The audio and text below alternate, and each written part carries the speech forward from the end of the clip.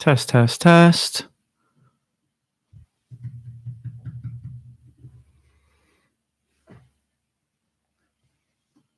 Test, test, test.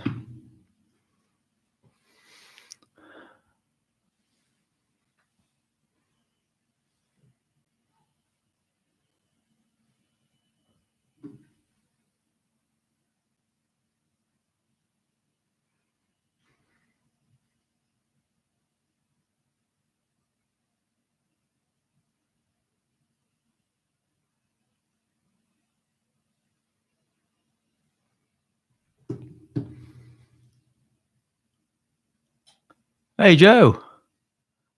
You're our first visitor. How are we doing? Hey, Gary. Hey, Tim. How are we? How are we, gents? This is my first time doing a live. This is exciting stuff, huh? Hope you can hear me okay. Everything good? You can hear me?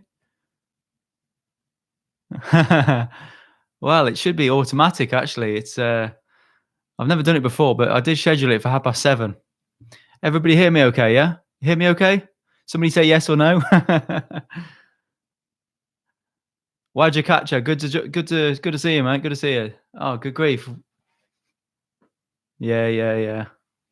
Fantastic. Oh, we'll give it a few minutes, so wait for a few others to join. But really glad to see a few of you here. This will be a good laugh. We'll have a bit of a laugh. So anybody's got anything they want to chuck in the comments, we'll fire away. Let's make it a bit of fun as well. We need a bit of fun. There we go. Grief. Wow. Hey, Dan. Good to see you, man. Overwhelmed. That's fantastic. Got a fair few of you joining. Wow, this is awesome. So yeah, let's give it a few minutes and we'll get cracking. Anybody's got any questions though, feel free, fire away. Can you backflip into the Blue Lagoon? Not twice. I'm kind of an idiot like that. I'd certainly have a go, but I doubt it'd go down well. It would be the end of my YouTube channel, that's for sure. How was the dent in the X100V? Well, for those of you that don't know, sadly my X100V took a bit of a ding, and I'll tell you what happened to that in a minute. It's a bit of a story there, as with everything with me. But as I move around, the audio's okay though, right? Loud and clear. Fantastic. Thanks, James. Nick, how do you print your photos? Well, good question. I used to have a professional studio for about 10-12 years, and I used to have Epson R2 2400 it was, so that was like an A3 plus printer. I used to do all my up to A3 plus in-house. I was a phenomenal black and white printer as well, so yeah, I love that. But yeah, recently I got a bit lazy and I was outsourcing quite a lot, and the cost of ink and everything like that, I just used to outsource. Now I've got a Canon Pro 10S sitting there, and literally I'm only on the second set of cartridges I've ever bought for it. So yeah, again, very expensive. And as I print my own stuff just for my own sort of use, and one or two of you guys that ask for orders, it's difficult to justify sometimes. But it's anybody, you guys that print your own stuff, it's a tremendous sense of achievement when you see something coming through the printer that you've done yourself. It's really awesome. So you got the Pro 10S there, and I've got a guy, a local mate, who's got his own printing company as well. So he lets me use his printer, and that's massive. That's like 65-inch Epson, I think that is. We got hello, Gareth. Yeah, David got that one. It's hard to keep up with. Tell us which camera bodies those are on your back shelf. Oh, cheers, David. Right. So, I hope you can still hear me. This isn't mine. This is my mate David's. This is my mate David's Bronica. So this is a ETRS, which I wrongly called a TRS in one of my videos. That's David Pierce's Bronica. He'll be wanting that back. If he's tuning into this live, he'll be saying, "Oh yeah, thanks for reminding me. I need that back." But this is stunning. If you ever want to get into film photography, and I strongly recommend you do, these you can literally pick up these, something like this, or it'll come off the shelf without falling off. Or this is a Yashica, which is a medium format as well. And this one I paid 200 quid, so it's still a bit of money. But yeah, this is a lovely story behind this camera, actually. The guy I bought it off, well, the guy's wife I bought it off, he passed away, but he treasured his cameras. And as I bought this and I received it and it was in pristine condition. I was really, really pleased with it. She sent me a photograph of all the other cameras that he had, and the guy was worse than me for hoarding cameras. So he must have had 50 or 60 cameras. A few Leicas, they were going to families, but every single one of them was pristine. So you could see what his photography meant to the guy. He was a very, very nice guy. So yeah, what else have we got? Obviously got my XT3 just here because I've just come back from work. X100V's there. What else is that? What else is? I don't even know where the Sony is. So this is my Nikon FM2. You can't hear me unless I'm sitting here, can you? This is my Nikon FM2. Probably the nicest camera I've ever used. There's something about it. There's something about the film click on this. It's beautiful. Yeah, quite an expensive camera, about 250 quid for a good one. But yeah, collector's item this is. So what else have we got then? The Pentax. I'll put these back. No any room on the desk. This was very much an impulsive buy. Pentax Spotmatic. Seen it on eBay going for about 60 quid. The lens itself would have cost me 50 quid, so I thought I'd get the camera. And it's beautiful. It actually has a more satisfying click to it than the Nikon, but it's not as comfortable, not as nice to use, this one. What else have we got? That is a couple of lenses, and this is actually a bridge camera that I was given, and I used to keep it in my car just in case. It's a Sony little bridge camera, and it actually saved my my job once because I ran out of video cameras and I needed a camera for another angle, and this actually did the job. So I can't bring myself to bin it. They're about 150 quid new, so it's rubbish really, but I did a job once and that saved my saved my bacon. So that's a little Sony something. Don't know what it is. Carl Zeiss lens on it though, is it? Yeah, Carl Zeiss lens. So yeah, I don't even actually know where my Sony camera is. I don't know where my Sony camera is. I've left that somewhere now. What we got now? Tell us which camera I got that. Hey Marcel, good to see you, mate. Appreciate you watching. You always comment. Hi Stephen, all right. Matt Jim. Oops, dropped out as I was. Oh, I see. Yeah, you gotta have good signal, ain't you? Gary Hurst.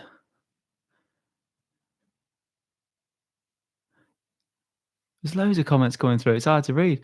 Are you going for the XT? Am I going, Keith? Good question. Am I going to go for the XT4? Do you know what? I'd love to, but I'm not a flip screen fan at all. It's good for the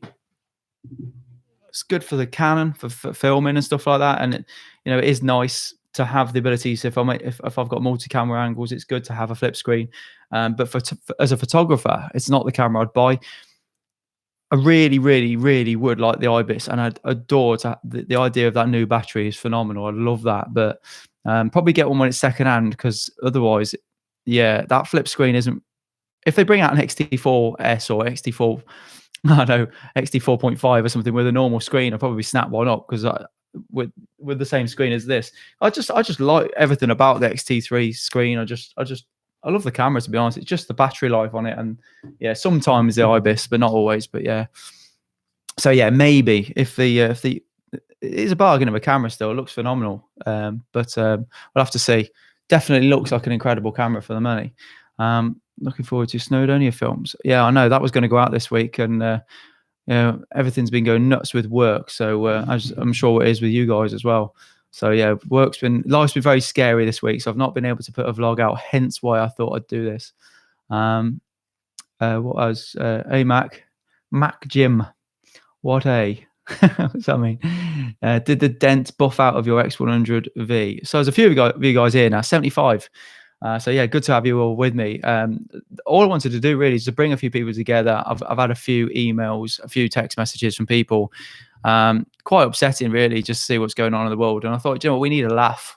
We need a bit of fun just to get away from this. So I thought, you know what, let's do a live, completely unscripted. Say what you want. Let's have a laugh about life, about photography you want, whatever you want.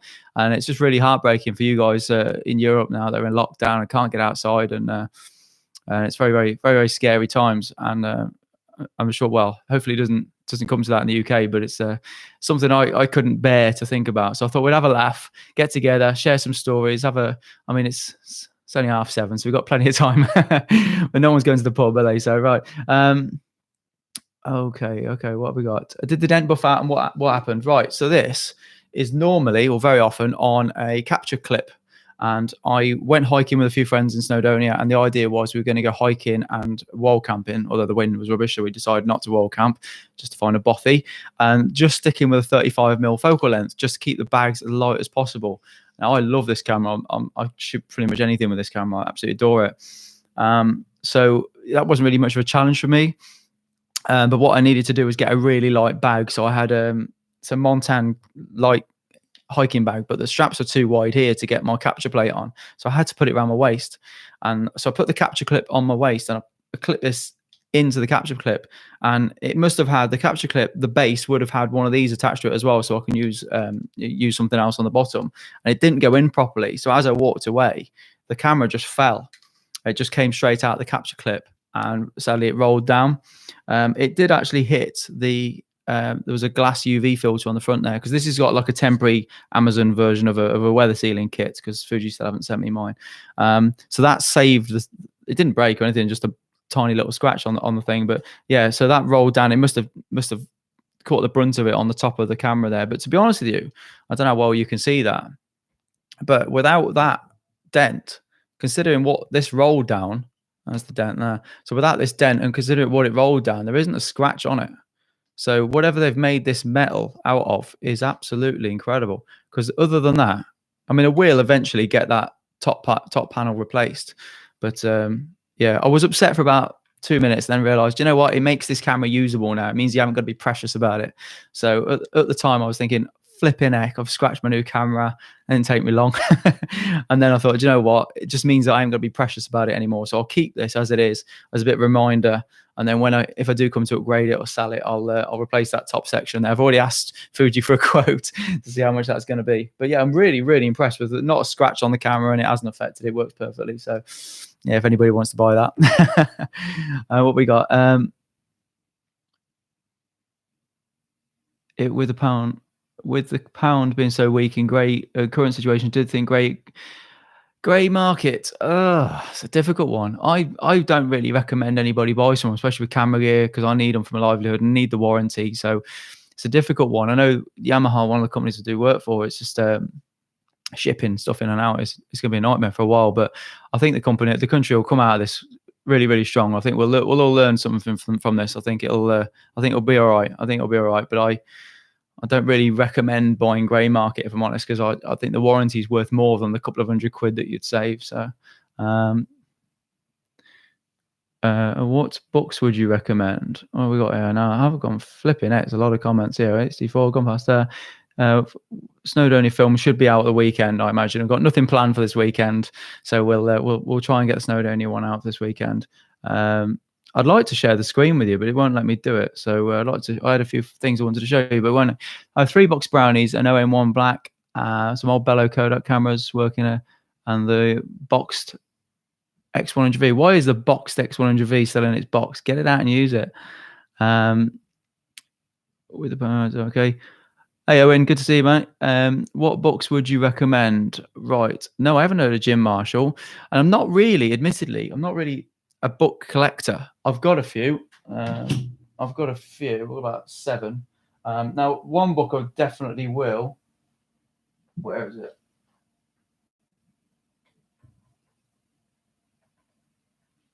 I don't know where that is. So I'm losing stuff left, right, and centre.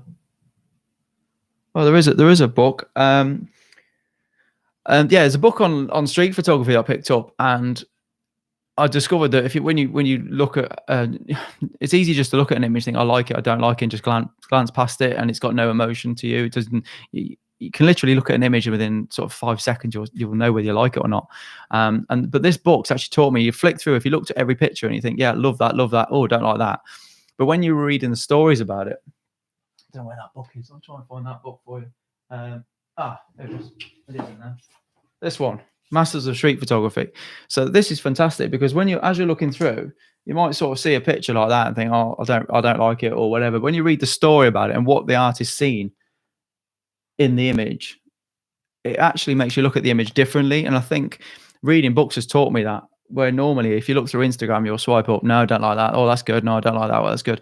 Whereas sometimes I think this book has taught me that some photographers will go out, especially for street photography, or I suppose landscape photography as well. with a particular mood, sorry, and their photography will affect their mood. So what I've learned from reading books is that you'll look at an image and think, oh, I don't like it, but when you read about it, you think, flipping heck, I can see why that correlates to the mood he was in on the day, or his lifestyle or whatever. So that books have definitely taught me that. But this is a fantastic book, and I've got a few landscape books as well, but literally I just look at the pictures on that ones. What else we got? What is the favorite picture and the wall behind me? Right, Marcel, good question. Easy one. Can you see it? Yeah, this one. That's in Snowdonia. I'm sure most of you recognise that. That's Tryfan in the background, and Clynllwyd, I think it's pronounced, is the river running down. And the reason that's a favourite picture is I took that a long time ago. And that was the first photograph I actually thought, I want to plan. Move around that way a bit. Shut this door. I want to plan a photo shoot. I was so inspired by so many photographers that I thought, what, they must know what they're doing. The difference between I was going out and getting some crap images. I wasn't very good at all, and I just put pen to paper and I thought, where do I want to photograph? I found an area that I really, really liked. I thought that would be nice in snow. And obviously I researched filters. I didn't know anything about filters at the time. So I put a lot of effort in, and I drove all the way to Snowdonia just for the idea of getting that view in the snow. And when I got there and found that there was snow there, and I was really, really excited, and I thought, what, slow down.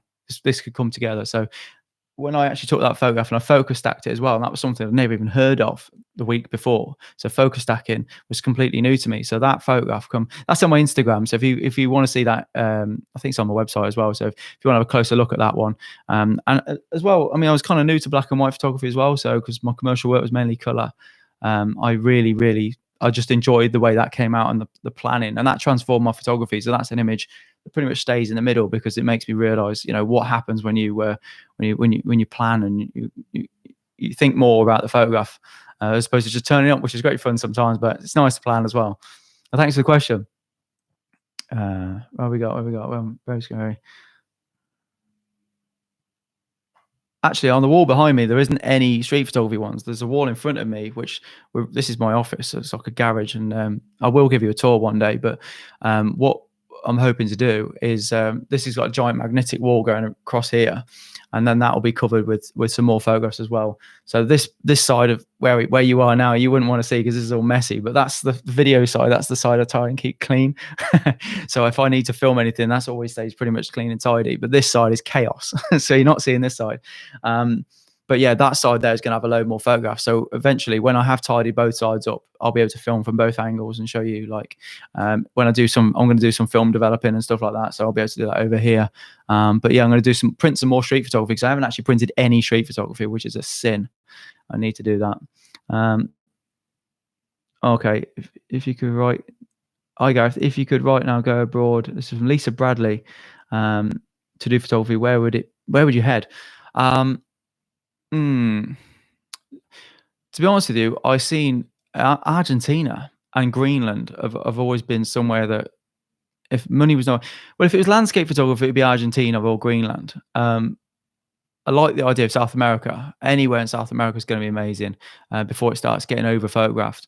Greenland's always had this. I don't really know anything about Greenland, but it's always had this desire. I've always had this desire to go to Greenland. So yeah, definitely love to go there.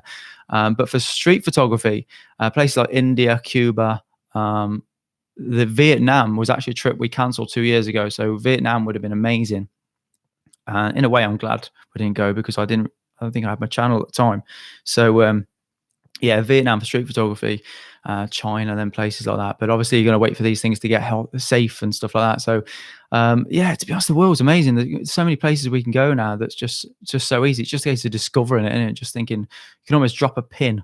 And South Poland, actually, a place called the Tetra Mountains. There's a trip that we were going to do. I don't know if you've seen my Scotland videos, but the reason the group of guys and I headed up to Scotland was because we were going to do a wild camp in the Tetra Mountains in South Poland, which is like a mini Canada. I've been to Poland a few times and I love it. And somebody suggested going to the Tetra Mountains, and that looked phenomenal. So when I researched it, I thought we've got to do this, but we bottled it because we weren't sure what animals are going to be there and how scary it would be. But oh yeah, the Dolomites. Dolomites would be another one. Absolutely can't wait to go to. That is gonna happen. I'm promising you now, the Dolomites is gonna happen. So yeah, excited about that. Thanks for the question, Lisa. Thanks for watching. Hey, John Starkey, good to see you, man.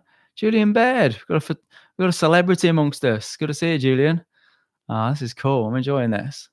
Where else now? Where else? Where's Julian's comment gone? Lost everybody. There we are. J Monkey.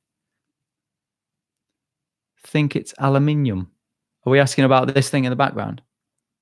Not sure what that's got to do with. Battle scars are good. That's right, they are. I'm a bit precious about my Fuji cameras. Funnily enough, this I'm not having a good run with cameras at the minute, but this hit the floor yesterday purely because I caught the microphone cord on the top of it and it fell. But the microphone cord, which I could show you, actually hit the floor, so it saved the camera. But this camera, this little Canon M50, has hit the floor a few times, and it's next to no scratches on it. So this is incredible. Testament to Canon on that. But my old Canons that I used to shoot with in my studio, I used to sort of drop them on the floor because I was running around after kids all the time. So I used to drop them on the floor, and so they had grips underneath them. And they had a big lens hood, so that would protect the camera quite a lot. But for like 8, 9, 10 years, I was shooting with Canons. I wasn't really that precious about them. But since I've got the Fuji cameras, I'm so precious about them. It's ridiculous because they all look so pretty and everything. And it's just like, I think now that this one's got a bit of a scar on it, I feel like I can use it. I don't feel so precious about it. But yeah, I am a bit too precious about cameras. I do get too attached to them. Who else have we got? Yeah. Loving you on the Photo Nerds. Oh, that's fantastic. Thanks, Ranox, is it? Ranox, yeah. I was always a landscape photographer, but you have got me into street. Oh, that's good to hear. Even got myself a Ricoh GR3. Fantastic. Loving the high contrast black and white. I've never ever used a Ricoh camera, but I really, I want to go out and do a shoot with one. I really do, because they apart from not having an EVF, that scares the life out of me. How you could shoot, or OVF, or a viewfinder. I'm much more of a shooter like that. So this is good, nice being able to use the screen on the back of the camera, but I can't imagine. I like to take my time. I like to use the EVF and get more accurate, especially in high contrast scenes. So I'd like to see how you get on with that. I'd like a play, but yeah, fantastic cameras. Things keep moving over here, so I keep losing things. There we are. Where's the? But no, I'm really good to hear that you're getting in street photography. I think it's an up and coming genre that I can only rave about, really, because it's changed my commercial photography, it's changed my weddings, it's changed the way I see normal landscape photography. It's helps you see a scene better, helps you see everything quicker, gets you to know how you use a camera so much faster. It's a really good training. I mean, Julian Baird, head over to his channel. He did a video on practice photography. I think when you go out with your camera doing street photography, you are practicing because you're using different settings and you're looking for things and you're really pushing yourself. So yeah, street photography is definitely the biggest influence in my photography. Who else have we got here? But yeah, thanks, Ranox. Nick Moy just got an X-T3, great camera. Also got a Nikon F50 on eBay for 60 quid. I imagine that's not for the both. Otherwise I am jealous. F80. My next door neighbor when I was a kid had a Nikon F80. I was super jealous.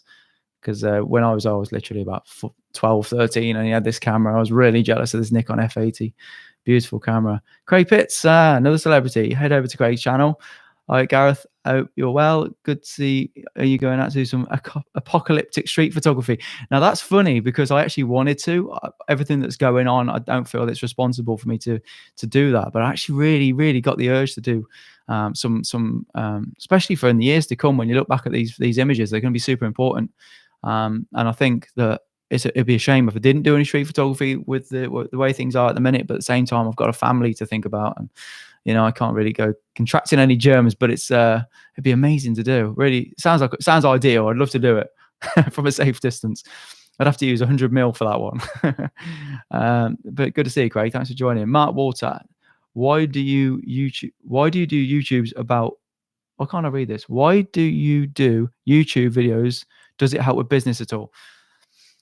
I'll say no, but I had a gentleman book me from America who watches my channel. He booked me for his daughter's wedding 2 weeks ago in Cornwall.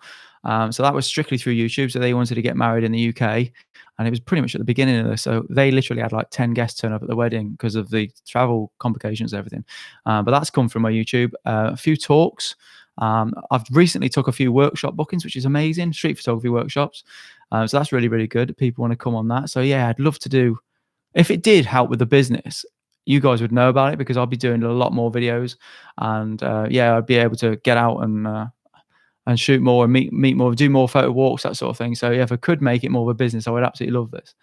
But no, the reason I'll tell you what, the reason I started YouTube was actually my friend lost his daughter to meningitis, and he took it a couple of years ago, and I wanted to help the charity. He set up a charity called George's Gift, and I thought, you know, if I can do a YouTube channel around Wales and sell any of the photographs, I can donate some money to the charity.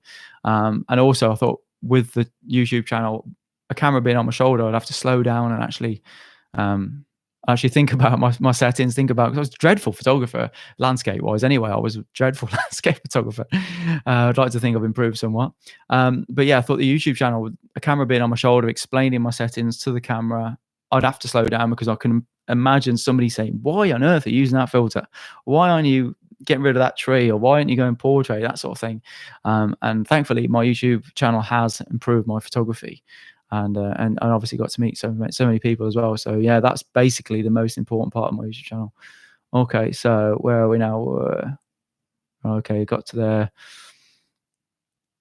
Mark Jim, due to the virus and work, not going into the cities. No, I wouldn't go to the cities right now if you can avoid it. Hi, Ben. I can't think of your name. You did tell me. Rugby Locker. Now, this guy calls me Ben for Benedict, who's a famous traitor.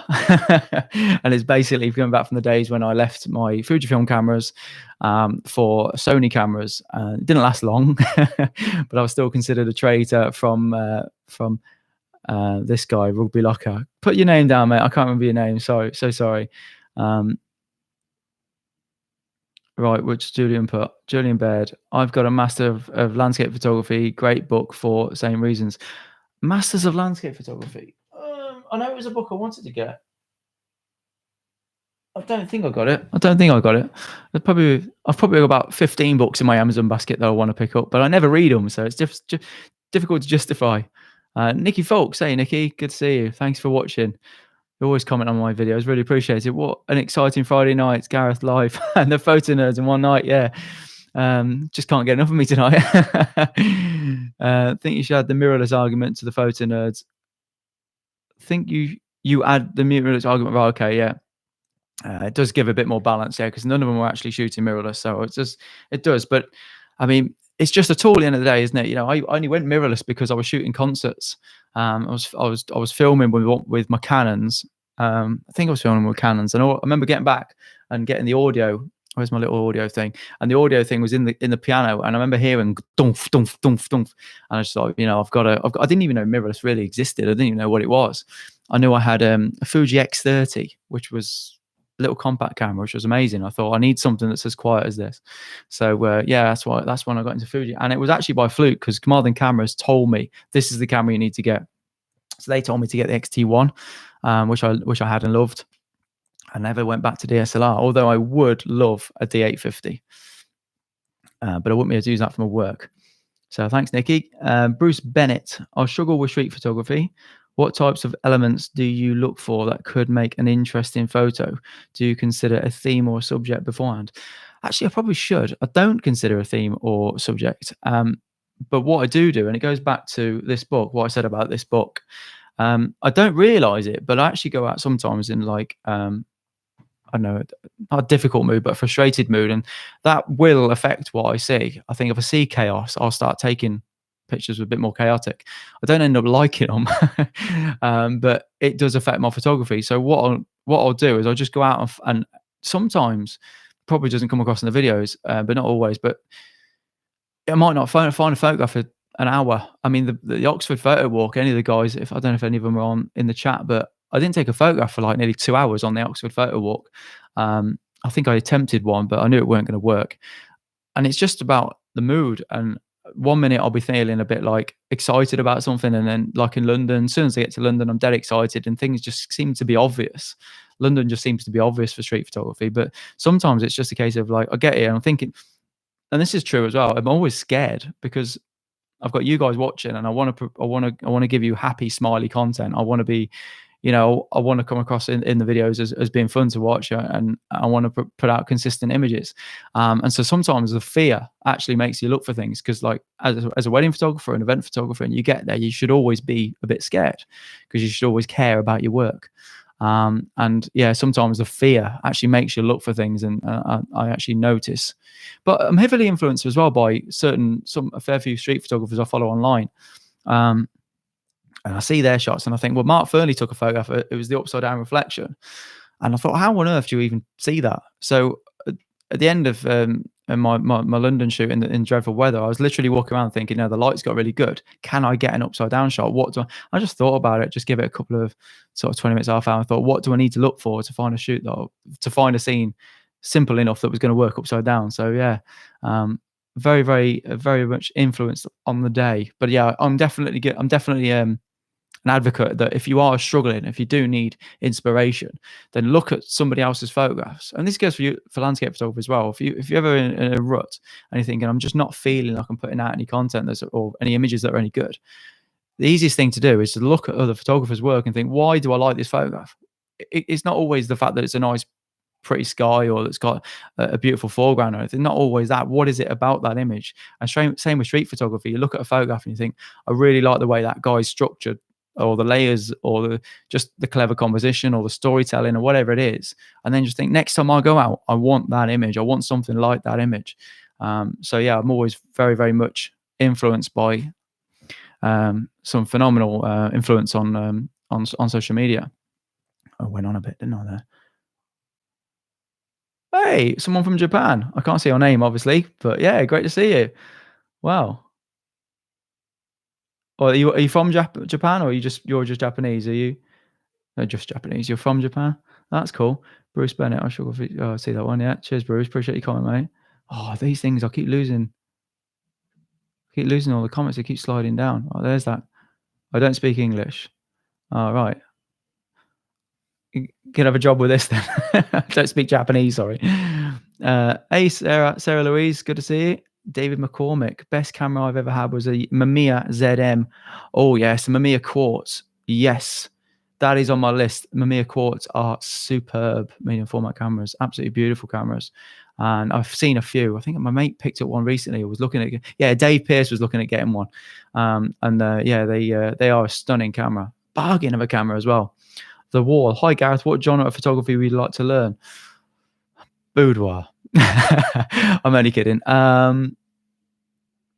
I'd like to be better at astrophotography, and I think if I ever did get to a stage where I consider myself good at that, that would transpose into all my levels, all my photography, because I think I don't know if you guys follow Alan Wallace, but whenever you watch his channel, you're inspired by how much planning is in his photography. It's not just about turning up long exposure, focus at infinity, fast lens. It's not just about that. The planning and everything that goes behind the scenes is basically what I'd like to learn. So it's actually, yeah, if you watch the photo notes today, I'm massively trying to improve my photography and I think planning. So the astrophotography would be something I'd love to get good at, because there's so many amazing shots that you just think, do you know what? Yeah, you probably wouldn't have been able to see it if you were stood there when he took it, but wow, some of the images they come back with. But yeah, I've done a lot of photography. I've done a lot. I think macro is something I've probably got the least experience in. It doesn't really excite me that much. And I know bird watching or something like that, I couldn't do that because of the patience. Anything with patience and photography, I can't do. But yeah, I don't know if that comes across or not. But yeah, thanks for your question, mate. Who was that from? That was from The Wall.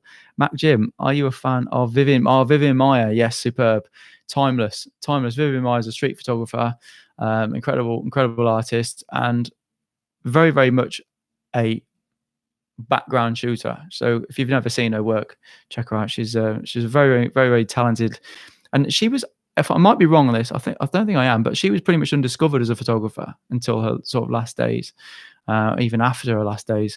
But yeah, she's very, very talented. Yeah, a very huge fan. And these old photographers are hugely influential. So yeah, definitely check out old photographers, and get away from the Instagram photographers for a while and the YouTube photographers. There's some incredible photographers out there.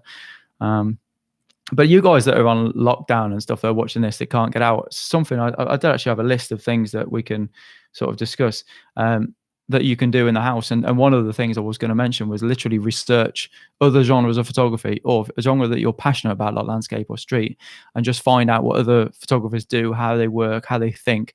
And you'll actually be surprised, because there's not a single photographer that I've ever researched that actually comes across the way you think they would. Sometimes they're really shy or they're really extrovert, especially with street photographers. You'd never think a street photographer would be introvert.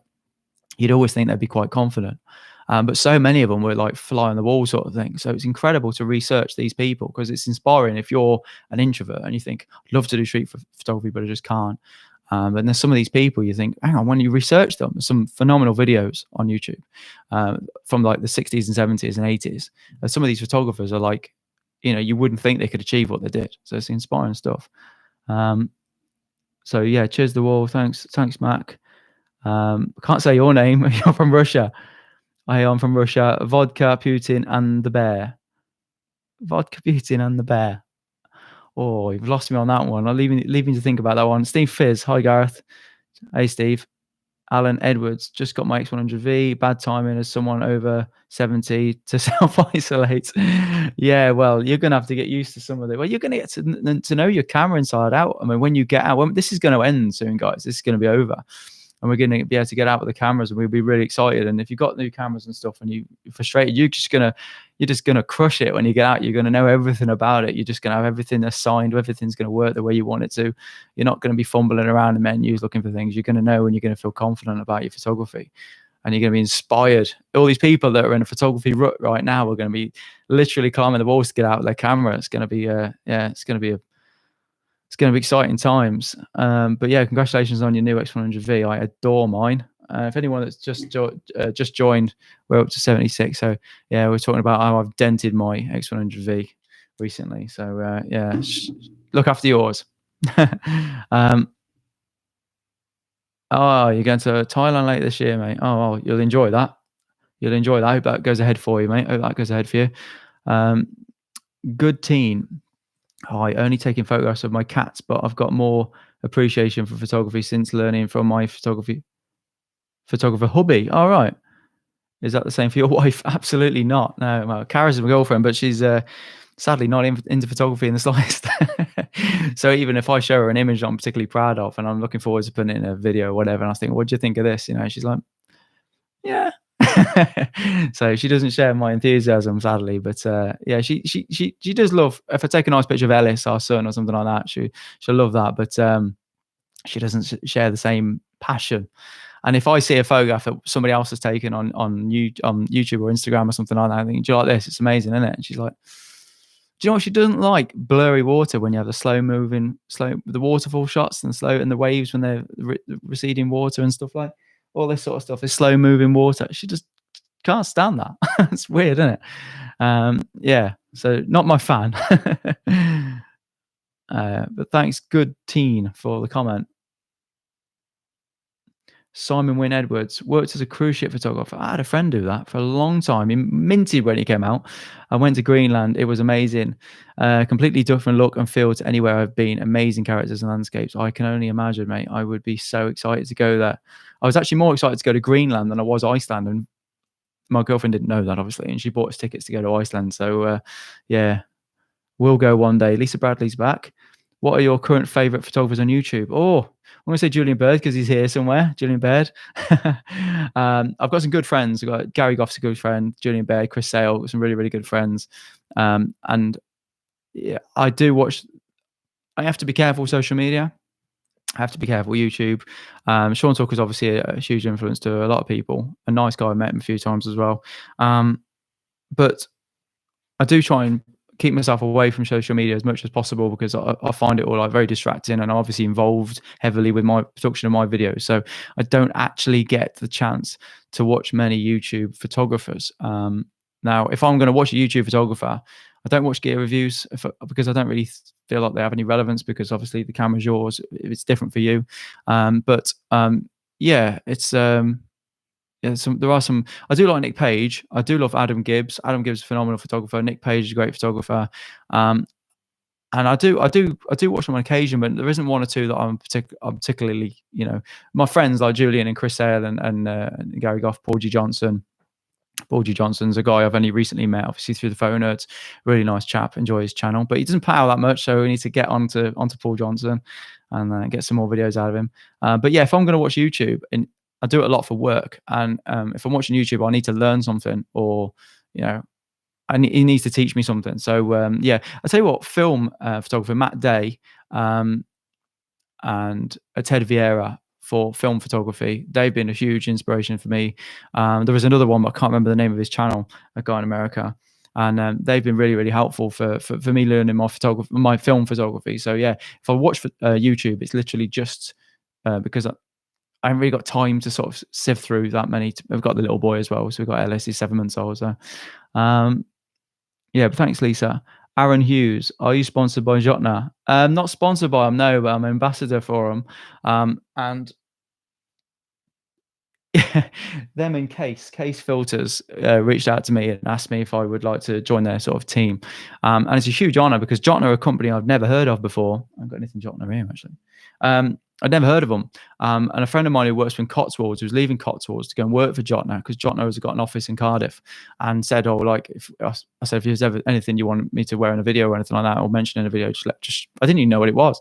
And then when they reached out to me and said, "Oh, I'd love you to wear these jackets," or something like that, and no, they didn't ask me to mention them.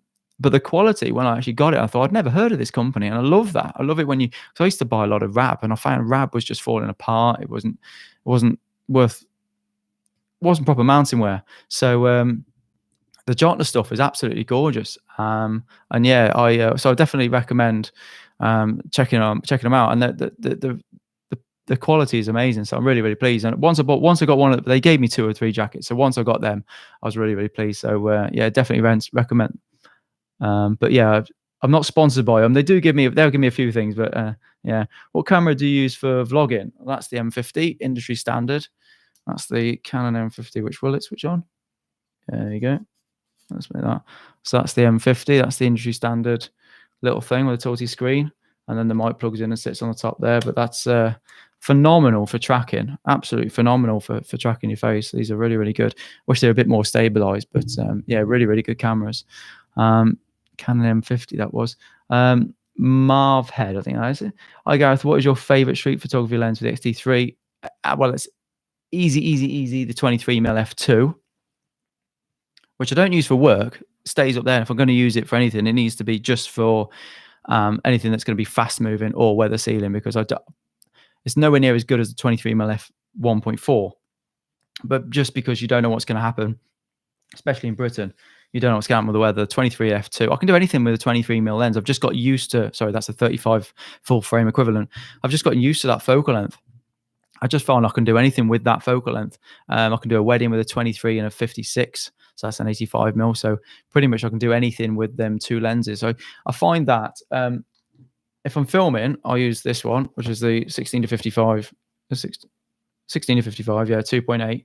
If I'm filming, I'll use that because I need more flexibility, and that's a beautiful lens. But yeah, for street photography, I like to put my feet, and I like to sort of stand where I think the photograph's going to be. So it's easier and quicker. If I was zooming in and out, I'd be thinking about, do I want it there? Do I want it here? And I just find a prime for me, because you get used to that field of view. You just get used to seeing what you know what you're going to see through the viewfinder. So I much prefer prime 23mm for that. But yeah, cheers for the question. Pascal, speak slowly. Sorry, buddy. Sorry. I do speak too fast. I know. I'm sorry. To answer what the top and bottom was made of was aluminium. Oh, and aluminium, right? Okay. Aluminium seems very, very tough for aluminium. Are you going to the now rescheduled photography show, Joseph Rosie. Yes, absolutely. It's a huge opportunity to socialize, meet up with some of my friends, as I mentioned, Julian, Chris, a few of the other guys that are going. There's about 20 people that we'd arranged. We were staying over in the hotel. So yeah, for me, it's a really, really good social event. People from all over the country come down. I was hoping to buy a lens. I was looking at picking up the 100 to 400, but I've been talked out of that lens. I don't know whether I'll get the 100 to 400, but I think I'd like to see the idea of having that focal length on a mountain, that amount of compression, that amount of being able to pick out was just phenomenal so I'd like to have picked that up from the photo show. But yeah, it's a huge shame this has all happened, so we miss out on that. But yeah, it will happen. We'll all come together. We'll have a laugh and end up skint again. So I suppose it means we get to save up a bit more. Okay. Are you going to? Yeah. Stephen Williams. Hey, Stephen, your video with Mark Fernie was inspiring, very enjoyable. Well, thank you, Stephen. That was good. And it's done well for him as well. He's had a few bookings from that. So I'm absolutely thrilled.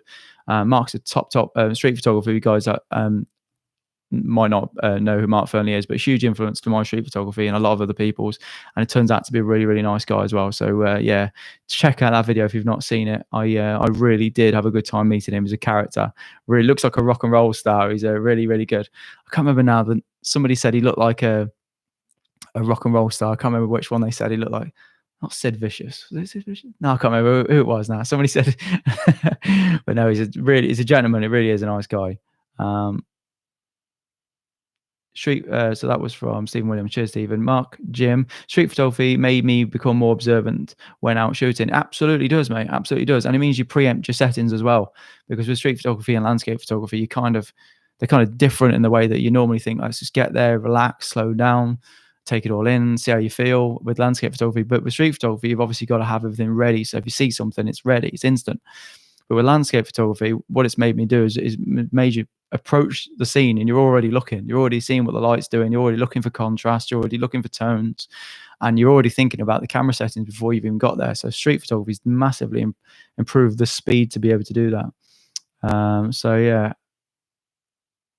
Do I think the media are overhyping the coronavirus? Sadly, I won't really comment on the coronavirus on this because I'm trying to make it escapism for people, but I don't know. It's a hard one to call because I think we're not being told something, unfortunately. It seems to be a bit of a hiding something, but I don't know. There's a lot of fake news around, and that's, unfortunately, I got a bit upset this week as well, like I'm sure we all have. And yeah, the coronavirus has just been really, really upsetting, especially for anybody.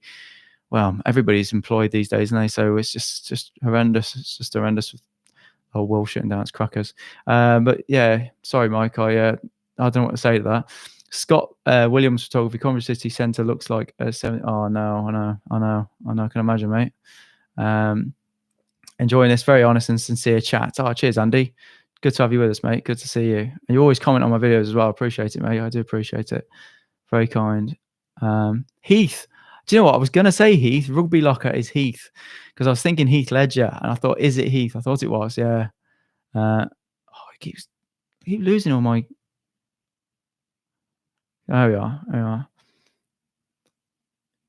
You're just a reformed traitor now. Can't be fully trusted. No, well, there's no love for my Sony. I can tell you that much. And I don't even know where it is because I think it's in the other camera bag. Actually, it's playing up. It keeps not resetting itself. But the problem I've got with the Sony is obviously our back button focus and the shutter button, even though it shouldn't be focusing, and it says in the thing it's not focusing. The shutter button is still focusing, and occasionally it's not even working. The shutter button keeps, I don't know, I'm not getting on with the Sony at all. As good a camera as it is, I'm not getting on with mine. I might have to send it back. And that was one of the other things I was hoping with the photo show, so I could give them the camera and say, oh, sort that out. It's your problem now. And typically it was a month out of warranty when that happened as well. So it's typical, isn't it? Pearson. Oh, it's a good surname. That's a good surname. Oh, I can't say that one. Do you prefer taking street or landscape photographs? Which one makes you more tick? If I'm out on the mountain, like I was in Snowdonia the weekend with my friends, and I'm walking around and I've got my camera sort of in my hand. We were walking around with the 35mm, so no tripods, no filters, just that camera. There was something about that whole experience, being out with your friends, walking around, waiting for the beautiful light, looking for foreground interest, and just taking it all in a hike.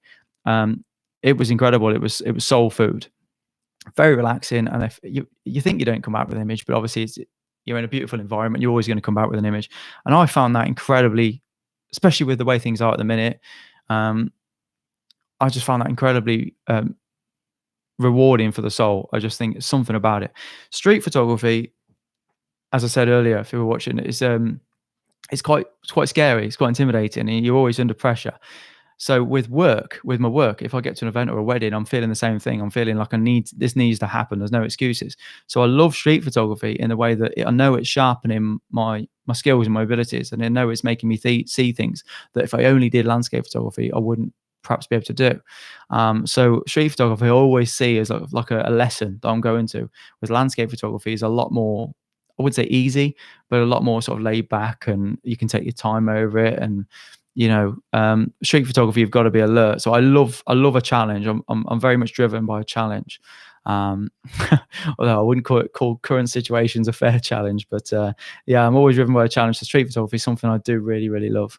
I wouldn't want to put, I think if I could do any dream job now, it would be street photography, as well as sort of traveling in the world, going up like mountains. But I think as photographers, we can all sort of come together and agree that we are so lucky as photographers, that we see the world and we see things that are like, we're so inspired by things that people would walk past, especially with street photography. You walk past and the missus can go shopping or whatever, and I'm like happy just to walk around a city centre. Because of my street photography, I'm just happy to take in what's around me, even if I've never been there before. Like we went to Cornwall last weekend, and it was just amazing as a photographer, just to see what was going on and just to appreciate things. And I think as photographers, we're so lucky that we've got that ability. It's like a superpower over people who aren't photographers. So yeah, I wouldn't want to be without either. But yeah, cheers, Pearson. I'm still not going to be able to say your name. Sorry, Matt. Oh, you've got Max got two Vivian Maya books. I'll have to have a look for them. One Oscar, Mars. Oh, I've not heard of Oscar. I have to look at that. Which photographer would you like to work with? Work with professionally? Oh, I don't know. It's a difficult one. Anyone that travels the world.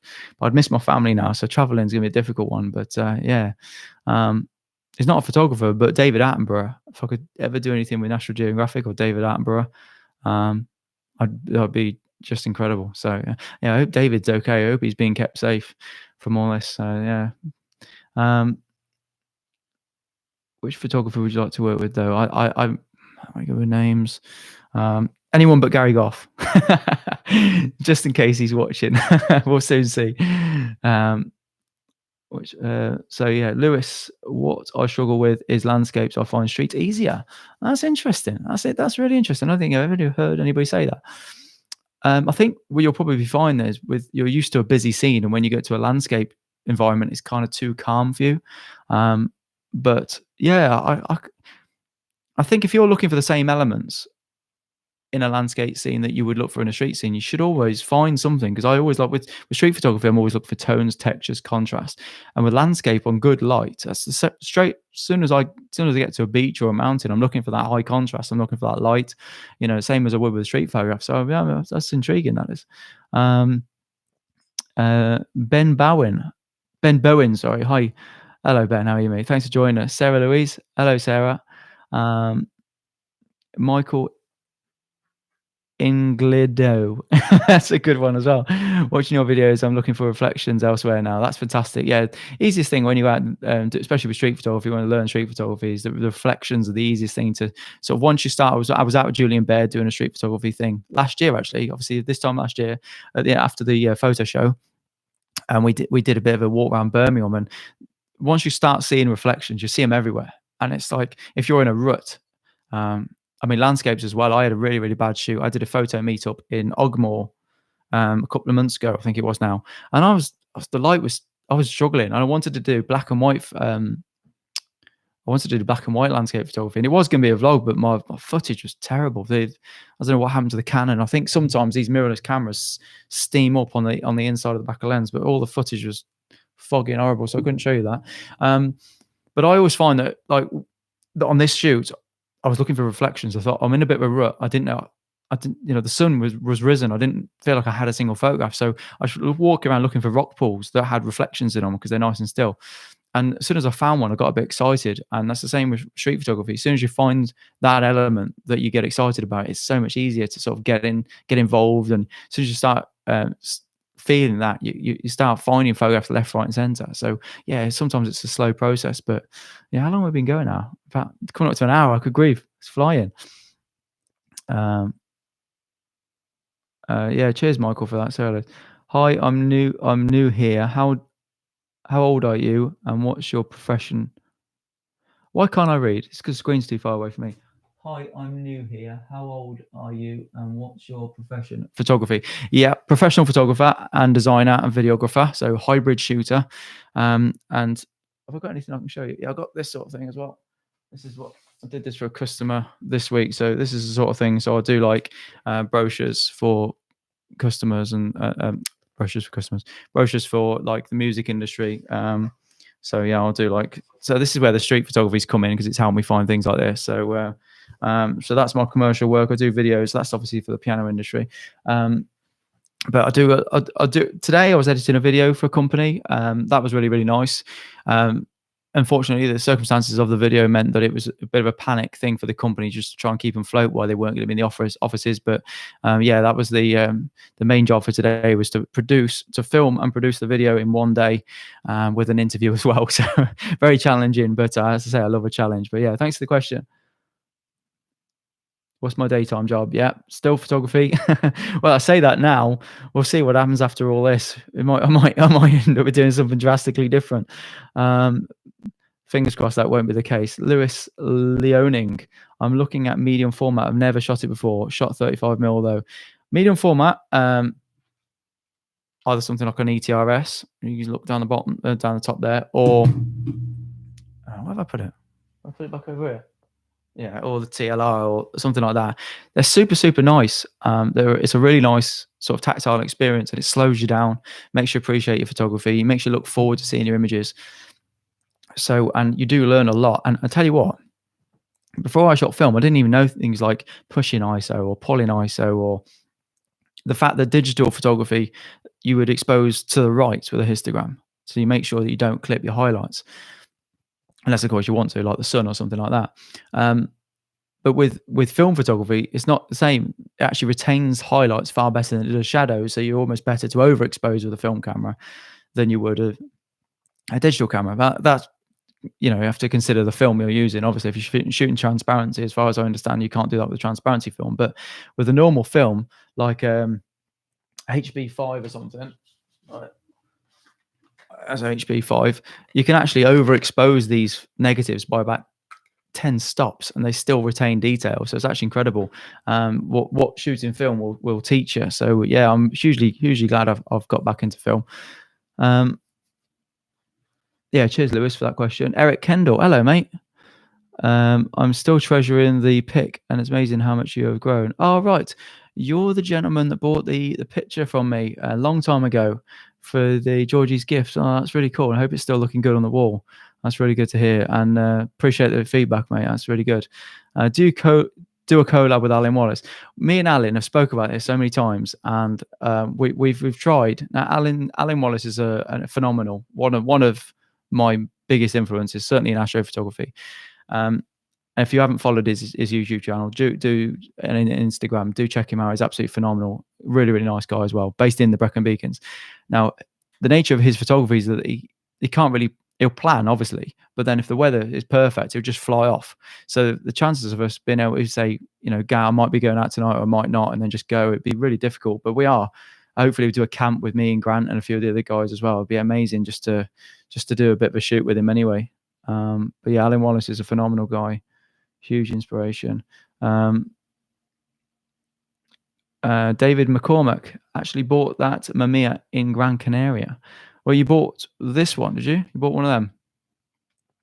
Well, that's not mine, sadly. That's my mate Dave Pierce's. Who, if he is watching this, I'm going to get a text message off him saying my YouTube live's just reminded me I've got his camera. So hopefully I'll be able to keep it, because I actually did go out to do a street photograph shoot with this, but because it was raining heavily, I don't know how weather sealed these things are, so I never actually got around to doing it. But yeah, I'd absolutely. I mean, I adore my film cameras. I've got 3 or 4 now. 3 or 4, 2 medium format. I think maybe 2 or 3 35 mil. I don't know where they all are. But yeah, I do enjoy shooting with film. It's phenomenal. Very, very nice experience when you first develop. If you've never developed your film, can I get it in time? Let me show you. Try and find it. No, it's around the back. You get a plastic tub. You can actually develop your film at home. So you put the film in a spool, and you actually put it in a light sealed tub. And when you do go through the process of developing it, is a video I'm going to put together when I get a bit more experience in doing it. And when you pull out the negatives after you develop them and you look at them, honestly, you'll have the biggest smile on your face, because it's such a rewarding experience to know that you've created this image from start to finish. And you've taken control over things like pushing and pulling the film and developing a bit longer or developing shorter. And these things, honestly, if you've never done film photography, definitely do it. And definitely don't be put off by the cost of developing, because if you shoot black and white, you can do it at home. And once you've got all the gear, it's amazing. So yeah, can't recommend shooting film enough.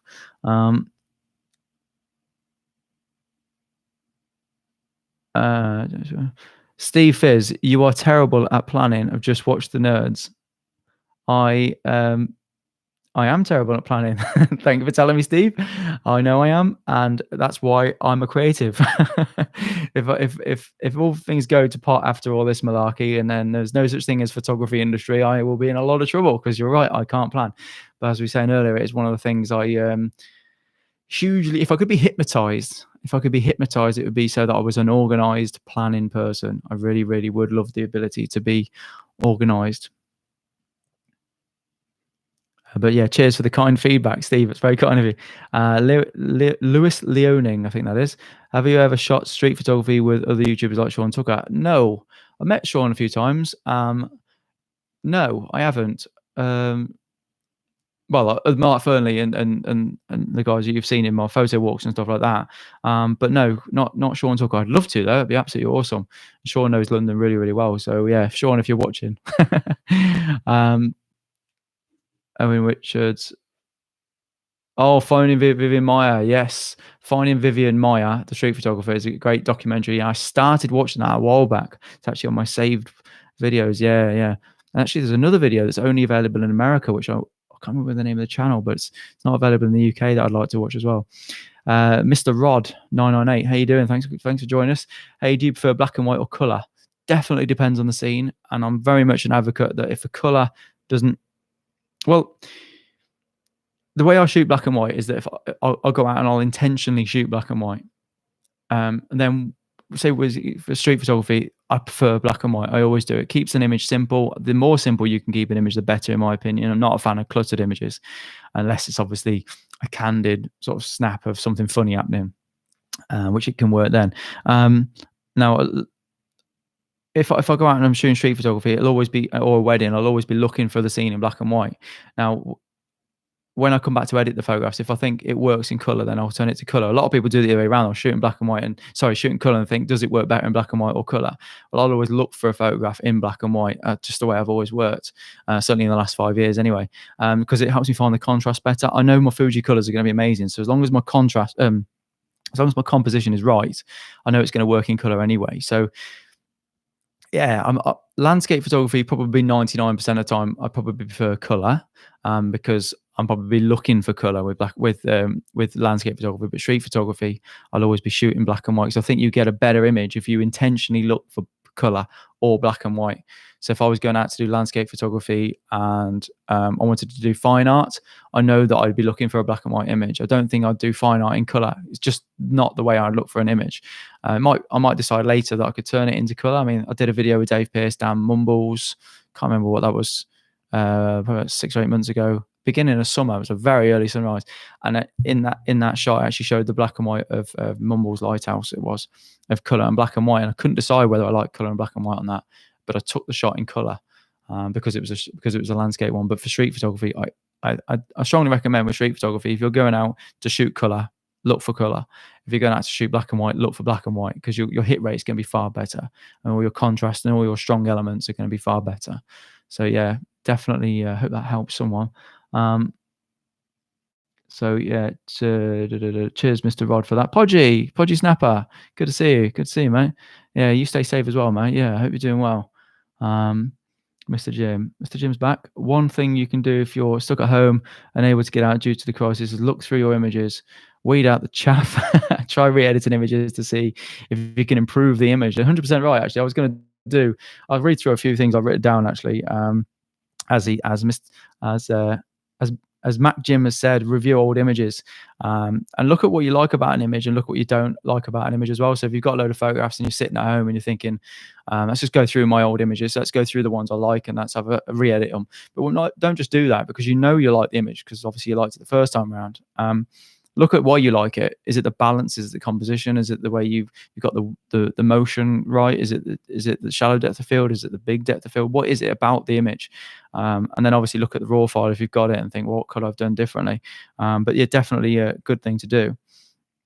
And what I was going to do is, I'm desperate to sort of service, clean and maintain all my camera gear, especially my tripods.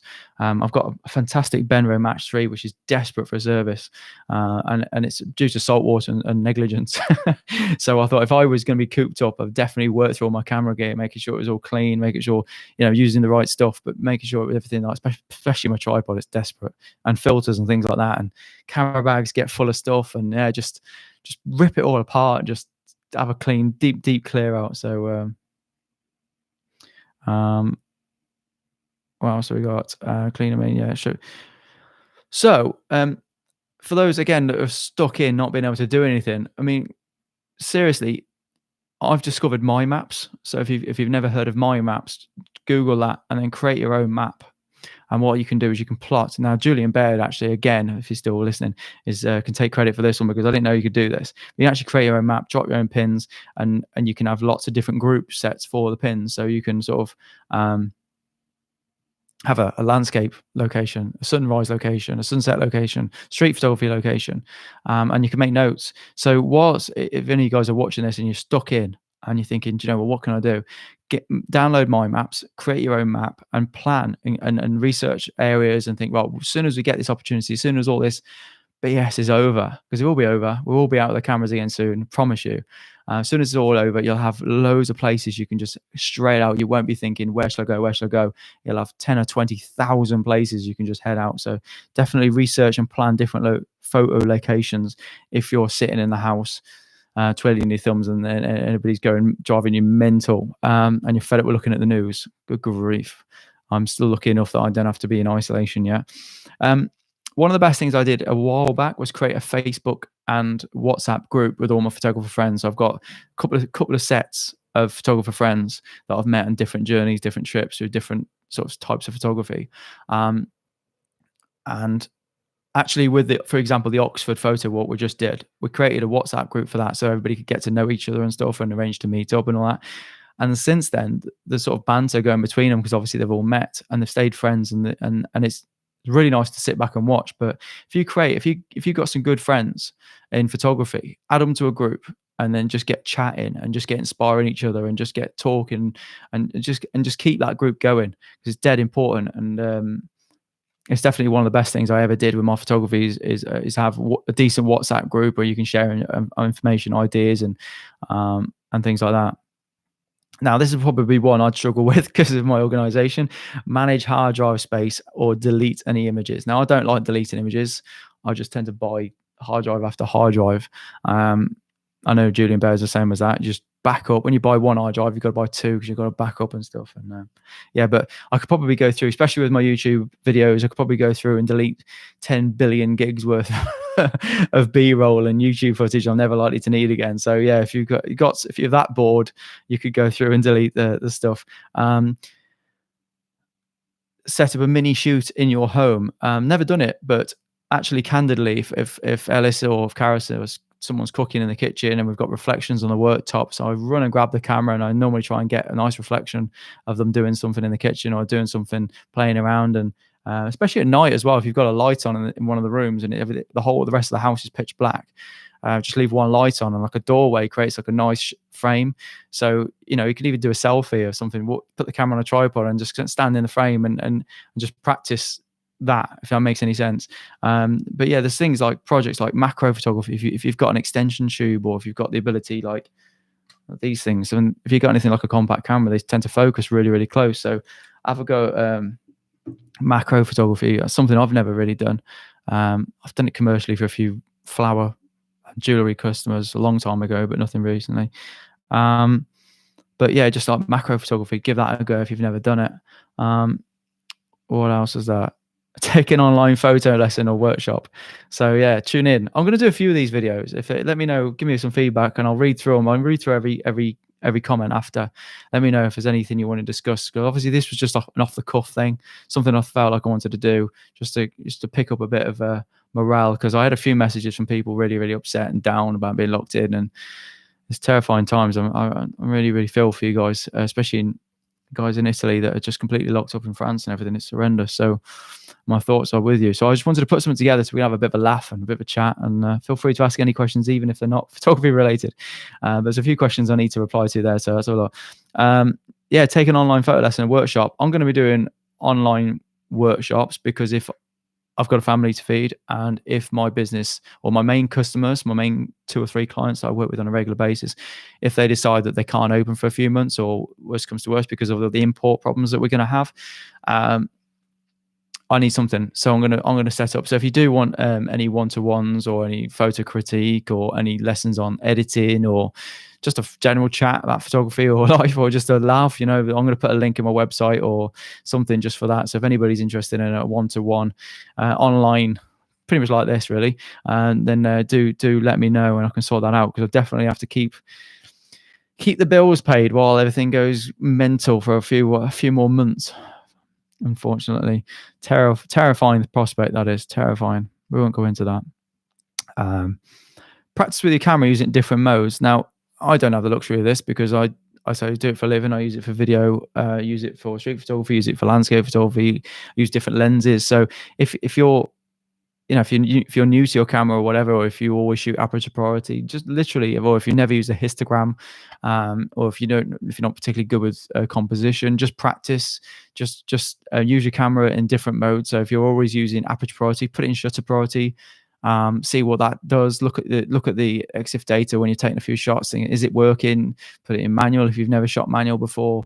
And just play around with your camera. Just get to know your camera, and just when you are allowed out, you're going to be absolutely flying, and nothing's going to stop you, and you're going to be absolutely bossing it, and you're going to know everything about your camera. Confidence is key with photography, I find. If you feel like your camera's not holding you back and it's just doing as you tell it to, that's why I don't shoot aperture priority or anything like that, because I don't want it to think. If I can just tell it what to do, I feel that my images are going to be coming out exactly how I want them to, So still got 90 people here. Flipping heck. That's fantastic. I only thought I'd do this for half an hour. Yeah, typical Gareth rabbit in, I know. What else? Looking for geometry and abstract shapes around the house. And I find this easy. I've got a little dog, and she's really cute. And if the lights are again at night or first thing in the morning when the light's really strong, there's some really, really nice contrasty light coming through. And I always find I could always imagine if I just plonked the dog there and made it lie down or something like that in the really strong light and the really strong contrast, you get some really, really nice sort of looking down shots. So when I walk around the house, like especially the last couple of days when I've been thinking about what's going on and thinking about what I was going to talk to about with you guys, I thought, could I do something abstract around the house? Could I look for some intimate details in the house that are a bit of fun you could put on Facebook? This is taken in my house. What is it? To get people guessing. And I think you could do it. As frustrating as it is, I think you could do it. All right. Research a new genre of photography. What have you never tried before? So yeah, with me, it'd be pretty much. I'd like to get better at macro. I understand the principle of obviously having to focus stat because the camera's so close to the lens, and camera's so close. The lens is so close to the subject, so you got focus stat. But I'd like to do it. I think where I'd struggle with the macro photography is thinking of something that I know is going to look good, but what I used to do is like this light box that's pointing at me. I used to do quite a lot for a customer, a florist, and they wanted different arty shots. So what I used to do is make a light box. You can use an iPad or something like that. And I used to overexpose the photograph so that the light was coming through the subject. And you could obviously set this up dead easy, just a top down shot of a flower or something like that, or something you've got in the house that's semi, not 100% solid. And you get some really, really cool black and white fine art, I suppose, looking images. And I used to use a softbox like underneath a sheet of glass, but you could do it with an iPad. You could literally, like, you'd scan a negative. You could put the iPad, like my phone is now. You could put something on top of that and then shoot down and overexpose the white so that you would have a really, really nice black and white, contrasty, surreal looking image. You used to do it with flowers a long, long time ago. I think I did it in college as well. Look for inspiration in other photographers. So you got current and old photographers. Definitely something I've only picked up in the last. Again, Julian's inspired me to do this with photography books. I never ever in my 20 years as being a professional photographer, for 18 years, I've never really studied photography. I went to college for about 2-3 years and didn't really learn anything. So I jumped in the deep end. I never really looked at other photographers' work. And I know that if I was, obviously we've got the blessed with the internet now, we're not completely stranded. So we can research other photographers' work. So definitely find, say, 2 different genres, pick 2 different genres, landscape or street or something like that. And then find 5 photographers from each genre and research them, see what made them tick. Not so much about the gear. You'll find that the more you study photographers, the less it's never about the gear, especially the old school photographers. It's more about their mood and how they were thinking and what influenced them. So yeah, definitely study other photographers. Plan a photography trip, local if necessary. So it's difficult, but if I was locked up and I couldn't get out of the house, I'd be thinking, right, okay, as soon as I'm out, where am I going? What am I doing? And as I said, with the WhatsApp group and the Facebook group or whatever, get a group of guys together and say, listen, guys, as soon as this is over, the weekend it's over, the day it's over, or the minute it's over, get your kit, we're going. And this is where we're going. This is what we're doing. Camping if it's possible, whatever it is. So just plan a trip. Doesn't have to be far. It can be local. Just look forward to it. And the final thing I'd probably suggest is YouTube editing ideas. So I know I was talking to Paul G. Johnson on the Photo Nerds recently, and he's been sort of re-educating himself in the way he edits his photographs. And I think because I do it commercially, I fly through it. I could maybe not a landscape photograph, but a street photograph, especially with a Fuji file, I'll edit that in 10 seconds. It's one of the reasons I've never done an editing video. Because I literally don't spend much time editing. But things like selective color and what do you call it now? Can't think now what you call it. You push Paul selective colors, can't think what it's called now. If Paul G. Johnson's here, he'd tell me. But just ways that people do split toning. That's it, split toning. If I understood that, I might use it a bit more. In fact, I've never used it. So if I understood it, I'd probably use it. And I've met a few photographers recently who love split toning, and they implement it in every landscape image. And I've never used it. I was thinking, well, why are all these people using it? If there must be something in there that I don't understand. So if I was going to be cooped up, I'd definitely brush up on split toning and find out what it is that I'm missing out on, because I definitely feel like I should. Let's get back to these comments now. Let's have a look. Okay, where do we go to? Black and white color. One thing you do, yeah. Are you a fan of Alan Scheller? Absolute genius of a photographer. Huge fan of Alan Scheller. So April, thank you for that question. Alan Scheller is a hugely inspirational street photographer. He's a Leica ambassador. And I don't actually know. I think probably just through Instagram that I stumbled across him. But yeah, very, very, very, very talented photographer. But he approaches the scene differently. He'll walk, a bit like Josh Jack does, who he absolutely walk for hours, and sometimes comes back with no images. And so I'd love to do a shoot with him. I really, really would. I'd love to. I know a few people that have been on my photo walks have mentioned that he obviously does one-to-ones and stuff like that. So I'd love to do that, and I'd love to see his approach and how it differs to mine. But he's incredible. So Alan Scheller, if you've not seen his Instagram, do check out his Instagram. I think his name's Alan Scheller. So there's a comment there. So do check him out. He's a phenomenal photographer. Do you know, he's got the dream job now because he's Leica sponsored. He's traveling the world doing talks on street photography and photo walks all over the world. Like, absolutely. Doesn't get any better, does it? Alan Stark, John Starkey, do I want to buy a Leica Q? Now, I know you're saying that because you've got one you're trying to sell. And yes, I do want to buy a Leica Q, but not in the foreseeable future because I need to keep this roof over my head. I'd probably buy the Q2 now, I think. Though I'd love to have a play. Leica have actually asked me, they did actually give me an opportunity to have a play with one of their cameras, but it was an SL2. And from my memory, I'm not really good with Leica cameras, but I think the SL2 is like a massive megapixel SLR, and it's huge. It's like that big. And I actually said to him, I'd love to do it, but it's too big. And the lens with it, and also walking around with a 10 grand camera, I'm not sure how I feel about that. But yeah, love to have a play. I've never shot a Leica. Excuse me. I've never taken a single photograph with a Leica camera.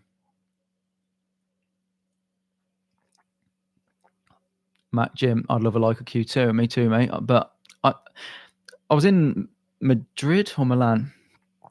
Madrid. And there was a Leica store in the square, and I went in there with my missus and I said, look, this is what I want. It was like $4.5 grand. She said, well, you know, can you justify it for work? And I was like, absolutely not. And I was too honest. I shouldn't have told her any of this. It's a fixed lens camera. You know, it's not, I can't use it for weddings. Can't use it for commercial work. It literally would be for street photography. So I kind of convinced her there and then that it wasn't a camera that I could buy and actually justify the purchase. Because years ago, $4 grand for a camera and lens wasn't a lot of money. I remember my first camera was a Canon 20D. That cost me 3,200 quid, I think, just for the body. I think it was. Maybe, I think it was just the body. It's about 3,000 quid anyway.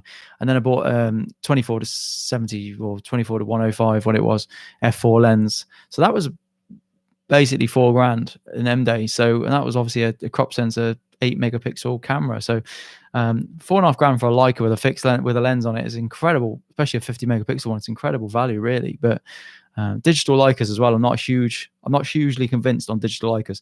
Film Leicas now you're talking, but yeah, definitely going to get a film Leica at some point. If I can decide M6, I suppose I'd probably get which one to get. But yeah, Trevor Finnis. Hey Trevor, good to have you with us, mate. Great life here, Gareth. Always look forward to your videos. How did you get into photography? Thank you very much for the kind feedback. Yeah, photography was a fluke because I wasn't very good at school. I was good at art. I was actually incredible at art, and I literally was the only thing I was good at school. And I remember not having any confidence. I was a very, very shy kid. I didn't have any confidence at all. And I remember being at a dad's 40th, I think it was, and they bought this film camera. From memory, that was a Minolta 7000 or 700 or something like that. And he said, yeah, can you go around taking pictures of the guests and everybody at his 40th birthday? And I didn't really know what I was doing. So it's point and shoot on auto. But when the pictures came back, everybody commented on how well composed they were. This was the first time as a kid I'd actually got any praise other than my art, which a lot of time the teachers thought I cheated at. It was the first time I actually got any praise because I don't know if they thought I think I was just lazy as a kid, but I couldn't retire. I still can't retain. That's why I can't organize. I can't retain information. I'm just dreadful. And when I got that praise and when I got that sort of positive feedback, it was the first time as a kid I got anything like that. And I just thought, oh, that is it. Anytime I got any chance to use a camera, I felt like I had it straight away, and it was never an issue. I didn't realize what I was doing was even difficult. People were saying, oh, wow, you've got a fantastic eye. I was like, surely you just point a camera and press a button. Where's the difficulty? I didn't understand this. So yeah, I was a designer when I left college, which was photography and design, and I went into design.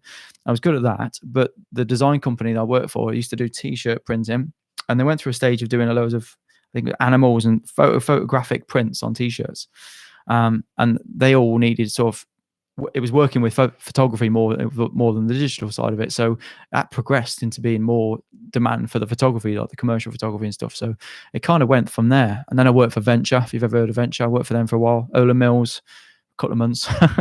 But yeah, they literally stuck with photography then, and just realized that there was nothing else in the world I'd be able to do if I didn't do photography.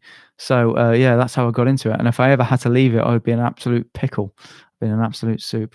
So yeah, thank you, Trevor, for the question. Paul Hill, Thanks. Hi, Paul. Cheers for joining us, mate. Where's your favourite I can't speak. Where's your favourite UK landscape photography location? Snowdonia, only because it's only 3 hours away. But Scotland, when I went there, blew my mind. It really did. I think everything's just so big and so impressive and so it's so inspirational. I think with Snowdonia, you're never far from a different location. You can get there and think, oh, the weather's gone rubbish. Let's go half an hour down here and we've got this lake, or let's go. It's only an hour and a half climb. You've got an amazing view. You can't really do that in Scotland because everything's massive. But yeah, Snowdonia is somewhere I could live. Absolutely. I think I've got mate Grant who's just moved up there. I'm very, very jealous of him, but Snowdonia is incredible, and I love the people. There's so many people. I think through my YouTube channel, through Instagram, through Mole Shabbat Cafe. If you've ever been there, if you've been at Snowdonia, you must know of Mole Shabbat Cafe. Nick Livesey works in there and is a great photographer, and the community that surrounds Snowdonia, the photography community and the friendliness is just somewhere that it always makes you want to go back. You always feel drawn to Snowdonia. So yeah, if I'm ever feeling down and if I was always allowed out, if I ever feel down, I think, right, let's just go. And if I could go anywhere, it's Snowdonia. Yeah, no one particular. I think the Eargarn view, if you climb the mountain Eargarn looking down over Llyn Ogwen, with Tryfan on your right, if you're going to get this wrong now, and Penyrolwen on the left, that view is just gorgeous. I do love that. Yeah, but cheers to the question, mate.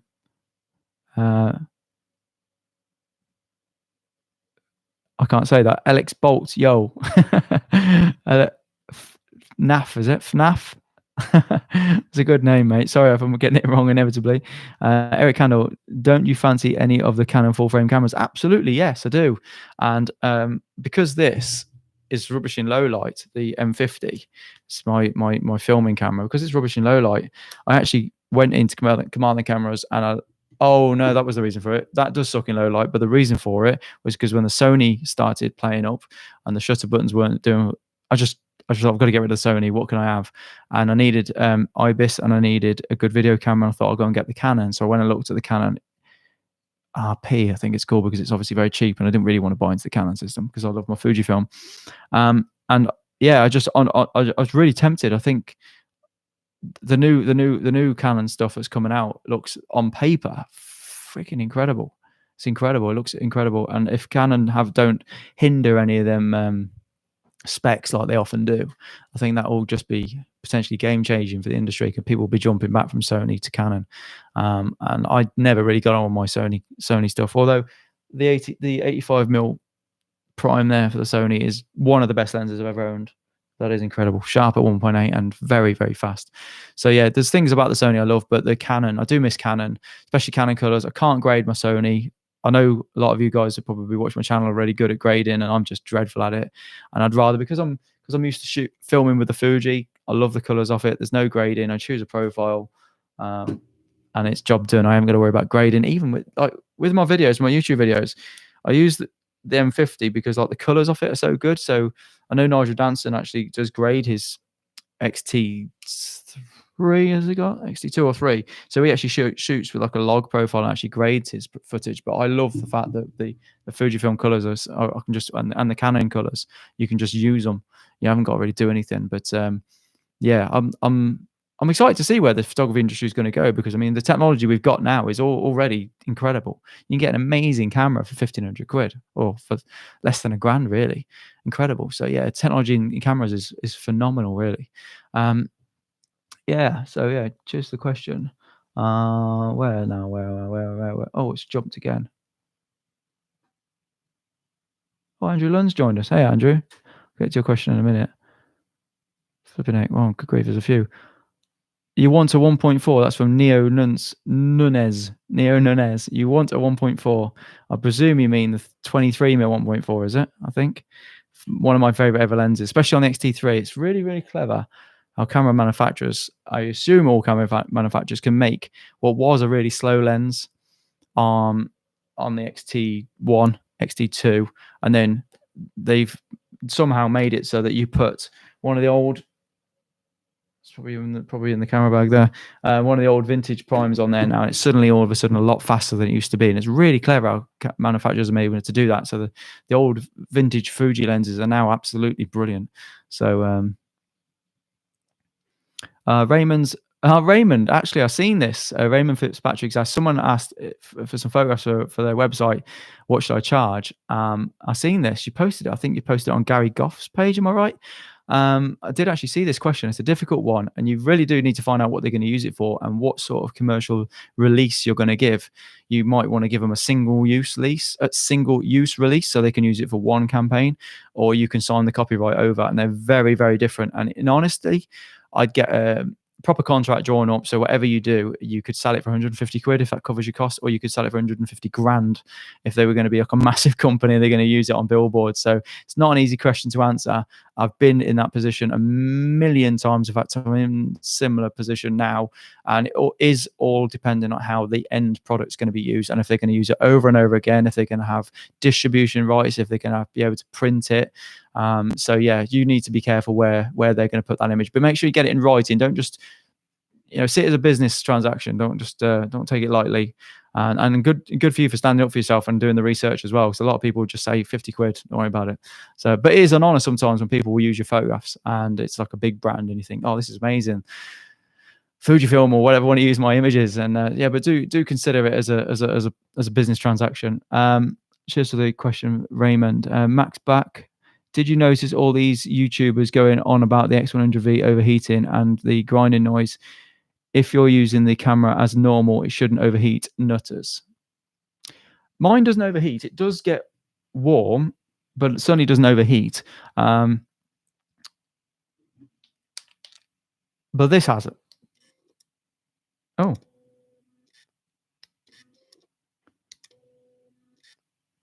No, so it's not doing it now, but there was a little slight rattle on the lens this morning.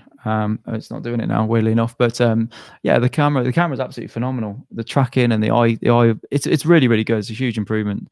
So I'm absolutely thrilled with it. But I don't know if it's overheating or what. I think it was just something that's it's new cameras for you, isn't it? I think I need to, the world's worst. I mean, I bought that the day it came out, so perhaps you should wait a while before new cameras are released to see if they have teething problems. Let me show this door. It looks a right mess. Better. I've got no flipping cameras or anything on my shelf in the background. That's normally full. I've got too many camera bags. Everything's in different bags. Right. So yeah, the overheating thing, I don't think it's, I don't know. I don't want to address it because I know the guys in Fuji and I know they'll look after you. And the X100S made a funny noise when turning the ring. There was nothing wrong with it.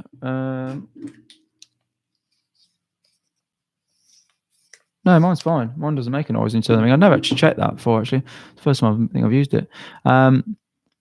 Hey, Googly Gaz. Now, if you've never heard of Googly Gaz on Instagram, jump over and check out his Instagram. He's one of the big influencers that I follow on Instagram.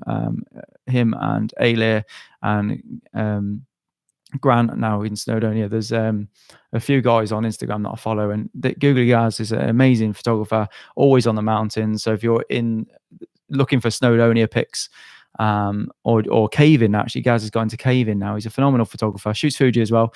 And yeah, really, really nice guy. So he's been in 1 or 2 videos, I think, now as well. So yeah, do check out Googly Gaz on Instagram. But yeah, cheers for joining us. I hope your family are well as well, mate. Yeah, keep safe, buddy. Michael Rowe, hello from Portland, Oregon. I think that is. Is that Portland? That's wow. If that's where I'm thinking it is. That's a heck of a way. Wow, that's incredible. I think I had a guy from Japan earlier, but other than that, anybody else from miles away, let me know. But yeah, cheers for joining us, Michael Rowe. That's really, really good of you. Appreciate the awesome feedback, awesome videos, but I don't know who that's from. Scott Patterson, good evening to all. Yeah, good evening, Scott. Hope you're well, mate. Simon Wynn Edwards. I can't talk tonight. I'm dead sorry. Mark Fernley, Billy Idol. Is he Billy Idol? Is it Billy Idol? I know what you mean. I think there was somebody else though. There was somebody else that said Mark Fernley looked like a rock star. Yeah, he's a top bloke with the white hair and the black suit and the cravat. Yeah. Oh, yeah. Stephen Williams says, spot on, Simon. Maybe it was then. Maybe it was that. Andrew Lunn, message retracted. What? Andrew Lunn, put that message back. Good to see you on here, mate. Don't know why you've deleted your message. I'm intrigued now. I'll have to text you afterwards. Andrew Lunn's a good guy. He's a photographer based in London. He's a really, really nice chap. He's been in one or two videos. And I met him actually. I was doing a Photo 24, which is a 24-hour day challenge in London doing street photography. And it was actually the first time I met Thomas Heaton as well. And David Jenner was another guy that was there. There's about 300 people turned up for this competition. If you've never heard of Photo 24, Google it. It's a really, really good, really good event. Hasn't happened for the last 2 years, though, I don't think. I think because of Brexit and stuff like that, it's caused problems with it. But it was a really, really good challenge to stay awake photographing the whole of London. Well, stay awake photographing in London for 24 hours. So yeah, met Andrew Lunn on that. Really, really good guy. Yeah, he's a good photographer as well. So if you're looking for pictures of London, like seascapes and cityscapes, should I say, check out his website. He's really good. Is that Canonista? Canonista, that's an easy one to say. Great to have you on the Photo Nerds. When's the next one? Well, one went out today. So I think, yeah, there's another 2. So next Friday and then the following Friday. But it's me editing them at the minute. It's the first time I've done the Photo Nerds editing and my own editing as well. So yeah, really, really interesting. Byron Adlam. Do you think this coronavirus will affect photographers? I'll touch on it briefly, and obviously, yes, I do. I think it's going to affect everybody, and everybody's business is going to be affected by this. I don't think there's anybody who's not going to be affected by this. So crucially, we're all going to be watching things for a while. But yeah, photography, commercial photography, weddings, events, that sort of thing is a luxury item. It's a luxury product. So it's really important I do a good job for my customers and everything, because you can't take it for granted, because, you know, it's a lot of people will, especially these days, a lot of people will have a go at doing the photography themselves. So definitely with what's likely to come, it's going to be quite scary. And yeah, I think photography is going to be one of the ones that, but I think it's good. I think it's good because it means we've all got to sharpen our marketing, sharpen our ability, sharpen the way we present ourselves, and hopefully it will make the industry a lot cleaner, a lot better. So yeah, it will definitely. Trevor Finnis, with your M50, do you shoot in auto mode or manual? If manual, what settings do you use? Well, I only use that for video with the M50. I've probably taken 5 pictures ever with it when it's been in my hand, and my Fuji's been in my bag. I've taken 1 or 2 pictures of it. It's actually a very, very good stills camera. I don't do it justice at all. I don't like the lens on it though. The lens isn't particularly sharp for stills.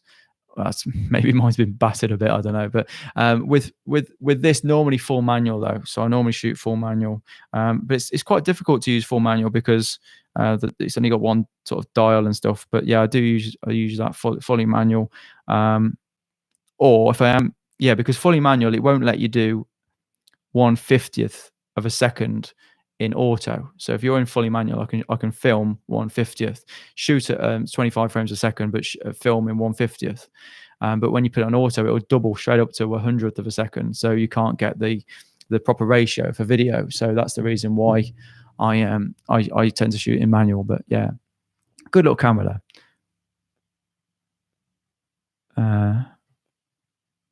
Cheers for the question, Trevor. Good to have you, mate. Andrew Lunn is back. Just watch that first couple of minutes and then skip through the live bit.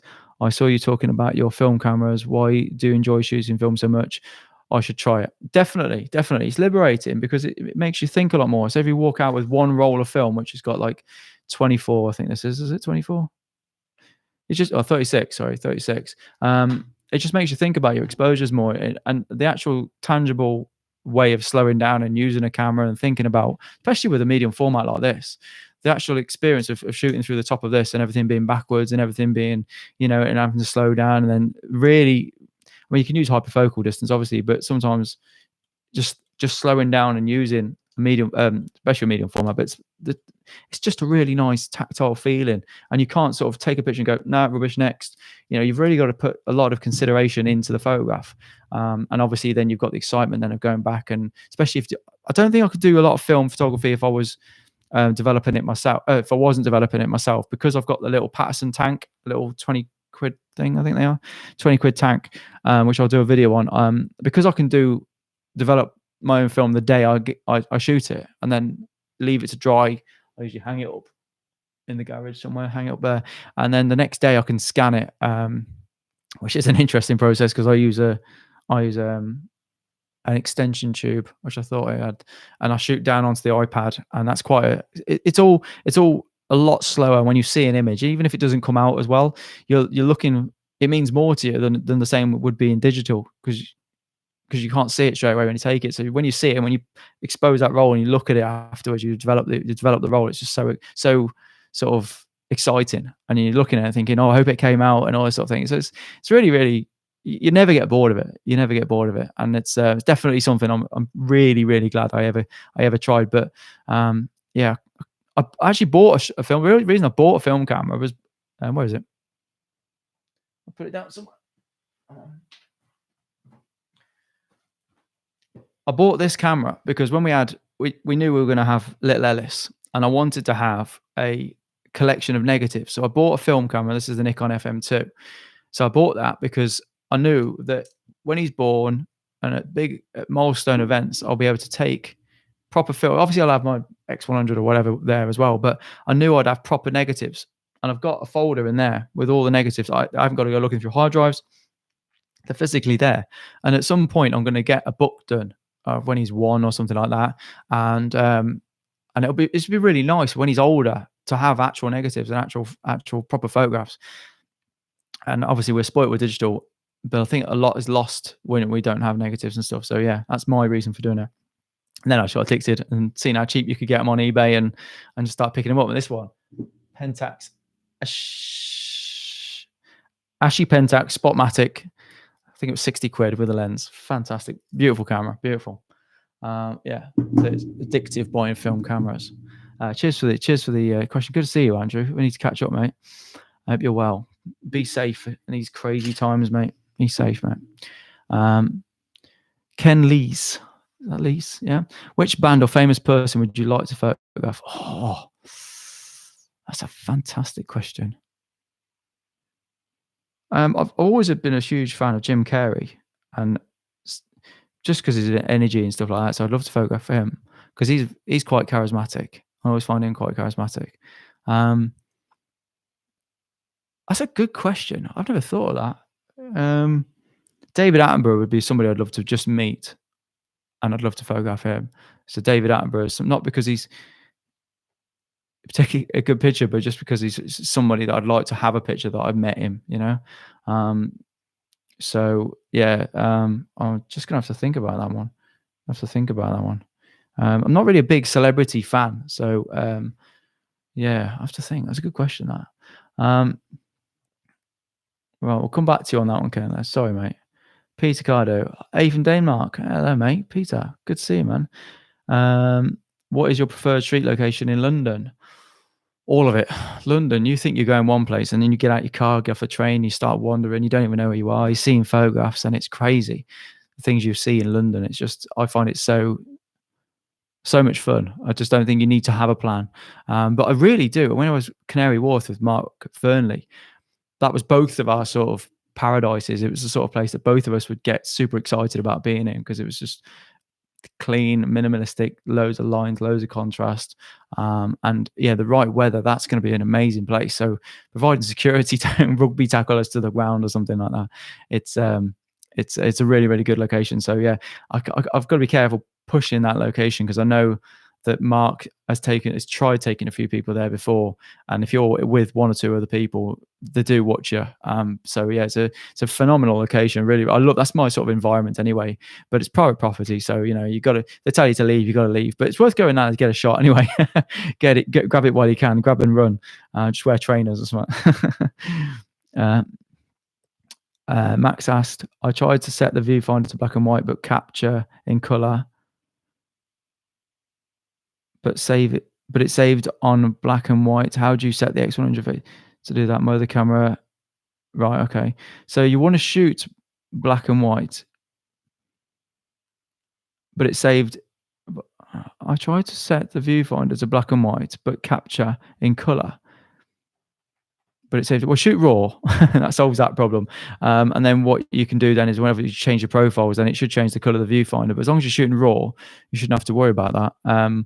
Yeah, I'm not quite sure if I'm understanding the question, but you want to shoot in black and white but save in color, or save it. But yeah, definitely. Even if I shoot in black and white and view in black and white, and then when I get to Lightroom, it's going to open them in color anyway. So then you just reapply the profile anyway. So I always shoot either black and white or intended color, and then I know when I get to Lightroom, it's going to show it in color anyway, the raw. So I think somebody said Capture One the other day doesn't do that. I think Capture One actually does keep the profile, but Capture One's not something I've ever used. So. We got, but cheers, Matt, for the question. Peter Taranscorsi. Did I get that right? Peter Taranscorsi. That's a name, man. Grief. I think I got that right. Scorsese, maybe. Fuji X100V or Ricoh GR3. Well, I'm going to say X100V because I've got one and I've never shot a Ricoh. I don't know how I'd get on with the Ricoh because it hasn't got the EVF or OVF, but I know they are an amazing camera. So, and also it's a 28mm. 28mm for me is just too wide. I don't really enjoy for street photography. I wouldn't enjoy 28mm. I have tried it. It wasn't a dedicated street shoot, but I did actually give it a go, and I just found that I was always cropping in too much in the images, and I'm just too used to shooting with a 35mm now. I think I'd even struggle with a 50mm equivalent. I think I'd even struggle with that. Although, funnily enough, when I did use the 50 f2, which is about 72mm, I really did like that focal range. So, yeah, I suppose that's a bit like being at a wedding. I'm kind of used to that focal length as well. But yeah, definitely the X100V for me is damn near perfect. I do love it. I really, really do love it. I can't think of anything I don't like on it, actually. The only thing I wish they'd done is I wish they'd made that door more solid. It annoyed me on the F. It's not as bad on this one, but I do wish they'd make it, because I'm never going to need to really open that. So I wish they'd made that more solid. But no, I think the camera's stunning. Yeah, I can't see me ever changing it. Well, they'd have a job getting me to upgrade that anyway. I'm sure they'll bring out something though. About to get a new A6600, and it says that it's weather sealed. Was wondering how good you find the weather sealing on your Sony mirrorless. Now that's an interesting one, because when I bought it, and I didn't buy it for a weather sealing, I bought it for video, and for as obviously a main camera, because my XH1 was locking up non-stop. But I didn't buy it with the intention of using that camera outside, because I thought I'd probably still use a Fuji for landscapes, because I didn't really think I was going to like it. To be honest with you, didn't give it a fair chance. But I don't know.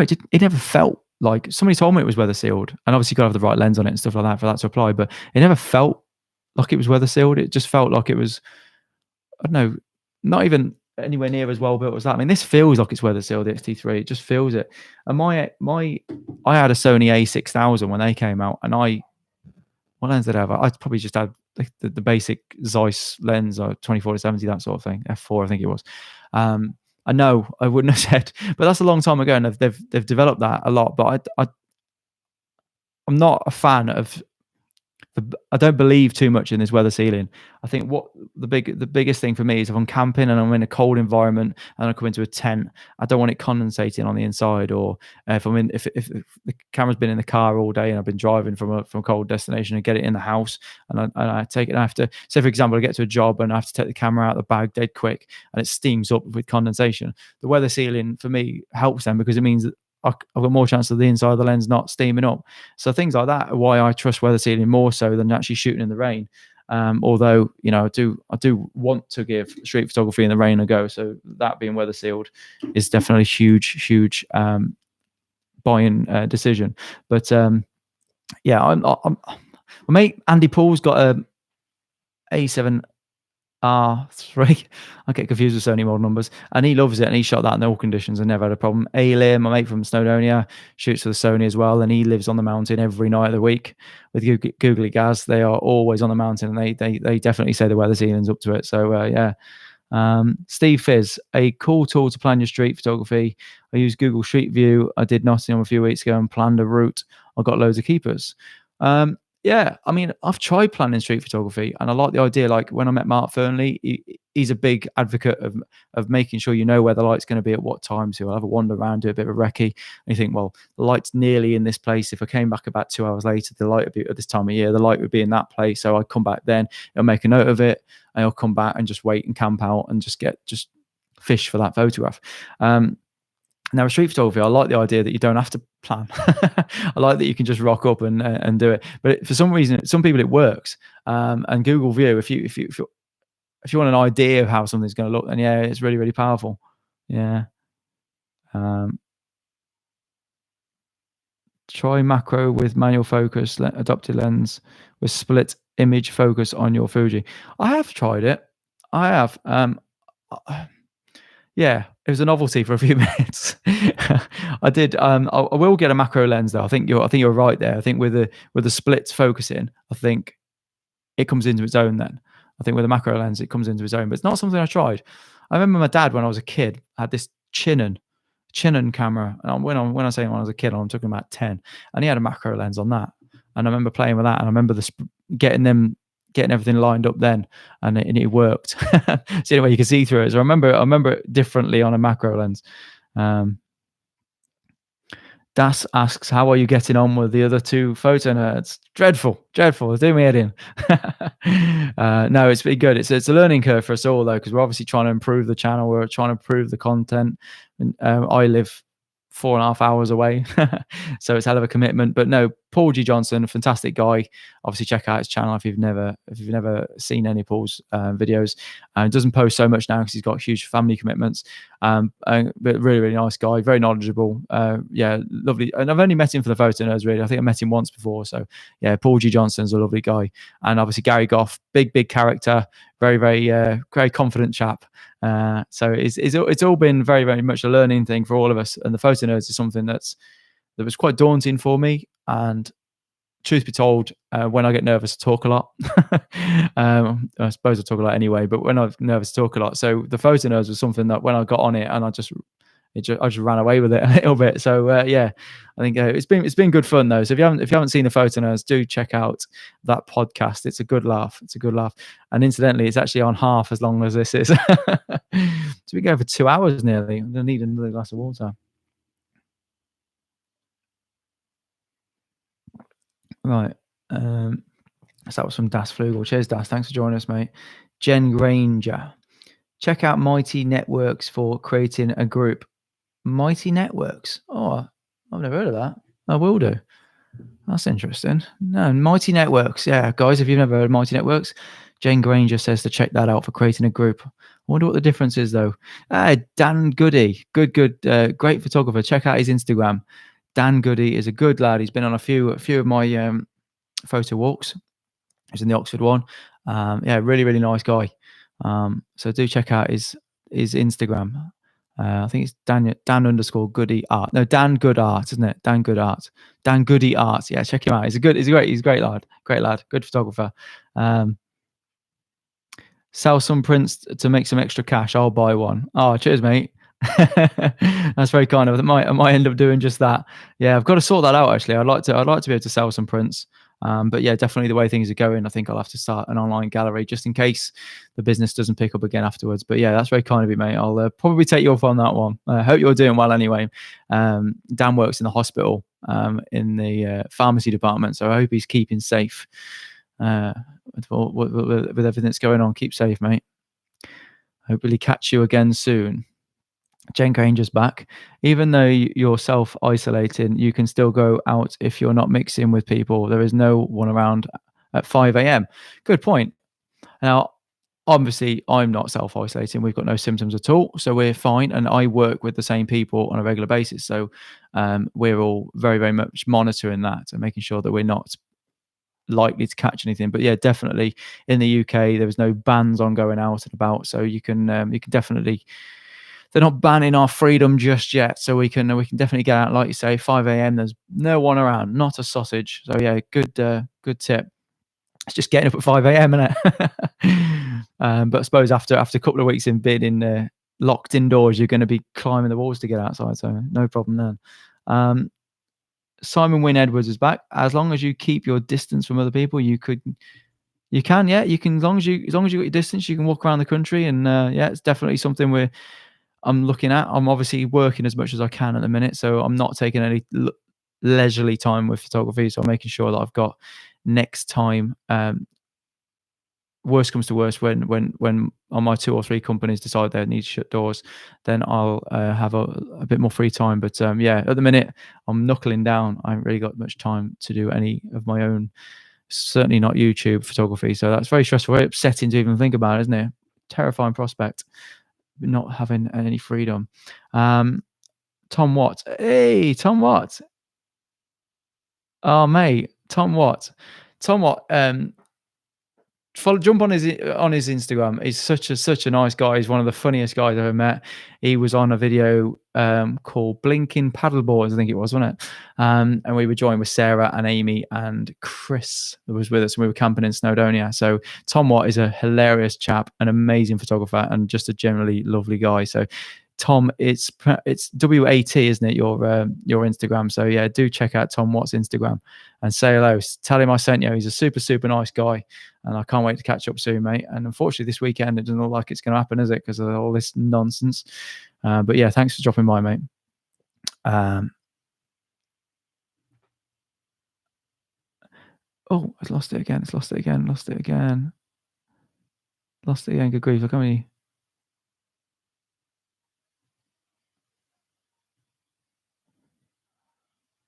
Right, for grief! Look how many questions there are. What time is it here? Right now, it's 9:20. Yeah, time flying. Tom Watts retracted a message. Well, that better have been nice. What's your opinion on the XH1? I will probably buy another one because I do miss it. I miss the IBIS. I miss the camera, but it would never be my main camera until I can guarantee that the version, I had 4 copies and every one of them was dreadful locking up. But the XT3 has been perfect. No issues with it whatsoever. So the XH1, if they fixed it with the firmware, I can't recommend it enough. Other than the crap battery life when you're using IBIS, it's an amazing camera. So yeah, definitely a hell of a bargain at the minute as well. I think they're going under £500 on eBay, so they are incredible cameras.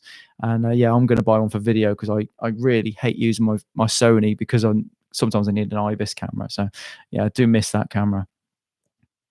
AO to go. Damn, I missed the start of this. So you got 2 hours worth of video to watch. Yeah, I think it'll all be uploaded, mate. I think you'll be able to see it.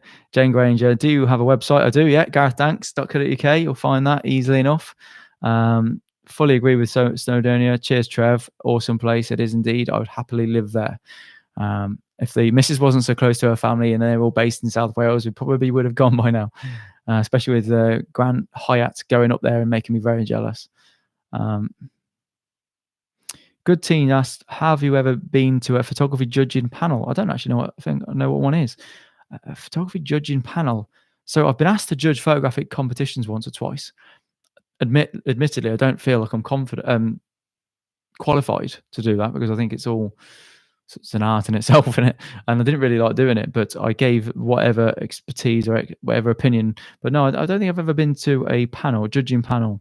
It was just me, and it was like a local Pembrokeshire camera. No, it was a Pembrokeshire Fate or something. I don't remember. There's a photography section to it anyway. When are you going to shoot streets with the X100V? Well, I don't know. With what's going on at the minute, I don't know. I've got a family to think of. So at the minute, social distancing. I'd like to say I'll be able to do something next week, and as soon as this all calms down, then obviously I will. Now I was going to go out the day or so after I got this. I was supposed to have gone out. Oh yeah, I did the photo nerds thing, so I couldn't do it. But yeah, I was going to go out straight away. But yeah, I really am excited to do a shoot with it, and especially knowing that it's weather sealed and stuff like that. It's yeah, I'm looking forward to it. And do you know what? I never thought of it when I actually bought it, but the tilting, being able to do low level shooting like that and waist level shooting like that, it's really nice. Love it. So yeah, hopefully soon, to answer your question on that one. I can't remember who wrote that now. I can't even see it. Things keep moving over here. Apologies, guys. I can see why you got praise. Your compositions have a great eye. Well, thanks very much. I appreciate that. That's nice of you to say. Jane Granger, do you have a website? Yeah, well, we've done all this. And that was from Shevin Sisson. I apologize if I'm getting these names wrong. Thanks for the question. Sarah Louise is back. Good to see you. Francisco led. I'm not going to bother. Chile. Wow. Wow. Hello, Chile. Fantastic. That's really, really nice to see you guys. Wow. What a place. Chile. Can you imagine? Dream place. Chile. Good grief. Anywhere around there, really. Street photography, landscape photography. Got it all, haven't you? Got it all. I want to get the 56 1.2 for Fuji. Looks amazing. It is amazing. Depends on the body you've got for it, but on the XT3 or the XT2 with the new firmware, it is amazing. And obviously on the X Pro bodies as well. In fact, my X Pro 2 I shot a wedding on the weekend, and I hadn't shot with the X Pro 2. So I don't actually use it since. I hadn't actually shot with the X Pro 2 for a while, and I put the 56 on it, which is what I normally do at weddings. I have the 56 on that and the 23 on the XT3, and it was so slow on the X Pro 2. So yeah, I had to swap over to the 50 F2 because it was just too slow focusing on the Pro 2. So it depends on the body. It depends on, I suppose, what you're focusing as well, doesn't it? If you're not focusing on a fast moving subject. But yeah, it is one of the best lenses I've ever bought. It really is. So cool. From someone from Chile you can watch too. It's good to have you with us, mate. Stephen Williams, I'm from North Wales, so no snow, no knew very well. However, I know now I live in Hampshire in the New Forest. I've never been to the New Forest. A few people mention that. Lovely area, but missed the mountains. Yep, definitely. I can imagine that. There's a website you can buy secondhand film cameras you can recommend. I bought one from eBay and Command Cameras. Definitely Command Cameras. They've looked after me and a few of the guys Dave Pierce, when he bought this from Command Cameras. They really, and any problems as well, it's just nice to be able to phone them and say, this is a bit of a schoolboy error. I'll tell you a story about this. I bought this I borrowed this off Dave. He had already put the film in it. I went to change the film over, and I thought, before I put the new film in, I don't know, I can't remember what I was doing. I was having to play with the camera or something like that. And I didn't know, and you guys are going to pretend that you did know, that you couldn't actually, the winding mechanism and the shutter doesn't work when there's no film in it. And I didn't know that. So obviously on a normal film camera, say like this 35mm Nikon, if it's got no film in it, which, yeah, it's got no film in it now, and you can still shoot with it. Whereas with that medium format, you can't. So I thought I'd broke Dave's camera. So because I knew he bought it from Command Cameras, I phoned him up and said, what's going on? Left the camera with him thinking I broke it. And they just said, it's user error. You're an idiot. You didn't put any film in it. Oh yeah, it was working. It was only working when the double exposure, you can't see that. When the double exposure switch was on, it was working in double exposure mode, but it wasn't working in normal. So yeah, turns out they don't work without filming on. I thought I broke his camera. But yeah, definitely, if you're going to buy a used camera, buy it from someone you can actually speak to if there's any problems.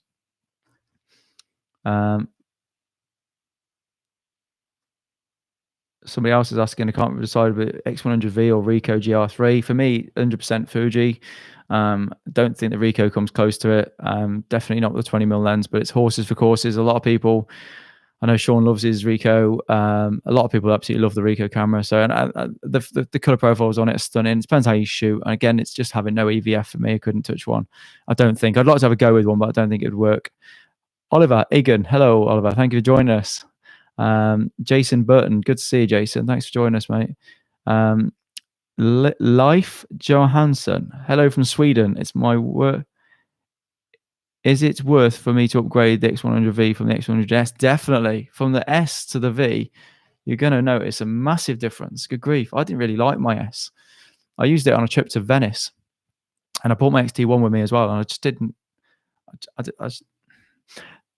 In them days, I didn't really know what the X100 was. So I suppose if I had it now, and I know I'm not going to try and focus because I'm pre-focusing, I know I don't need the EVF so much because I can either use the OVF or just ignore the res quality of the EVF because I knew I just feel like I know the camera better now. So I suppose if I had an X100S now, I'd probably still like it. It was just because I was new to the Fuji system back then. I think I was probably wrongly not really familiar enough with the camera to actually appreciate it. I think I had it about 4 weeks and sold it. But no, definitely it's a different league of camera. The X100V, it's a different league of camera. It's expensive, but I think it's a heck of a lot. I mean, the sharpness I didn't really find the res of the old lens ever, even f8. I've always found that the res didn't compete with the other Fuji primes. And I remember doing a trip with just the X100F, and I edited an image that I took at f8 on a tripod, and it just didn't have the editability.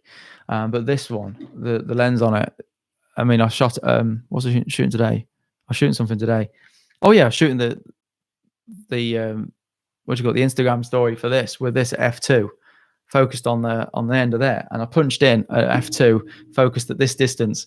It was rock sharp. I was unbelievable. I was really, really pleased with it. So yeah, it's definitely a huge upgrade. So yeah, you'll love it. So yeah, good to see someone from Sweden. Man, Sweden's got to be a place to go, isn't it? Actually, I did. I went to Sweden once with the Yamaha, because the ABBA tribute museum, the ABBA museum, is in Sweden. So obviously, so Yamaha brought out a new digital piano, so I had to go and photograph and film that, and that was in Stockholm, I think. Yeah, good country, good country. Kev Taylor, when's the next London trip? Oof, wishful thinking at the minute, mate. Wishful thinking. Good grief. 2 years. I don't know. I don't want to joke about it, to be honest with you. It's terrifying. Does Scotland count as miles away? Yes, it flipping is. It really is. Lewis, definitely is. Depends where you are. If you're in like Manchester, then not really, I suppose, or the Lake District.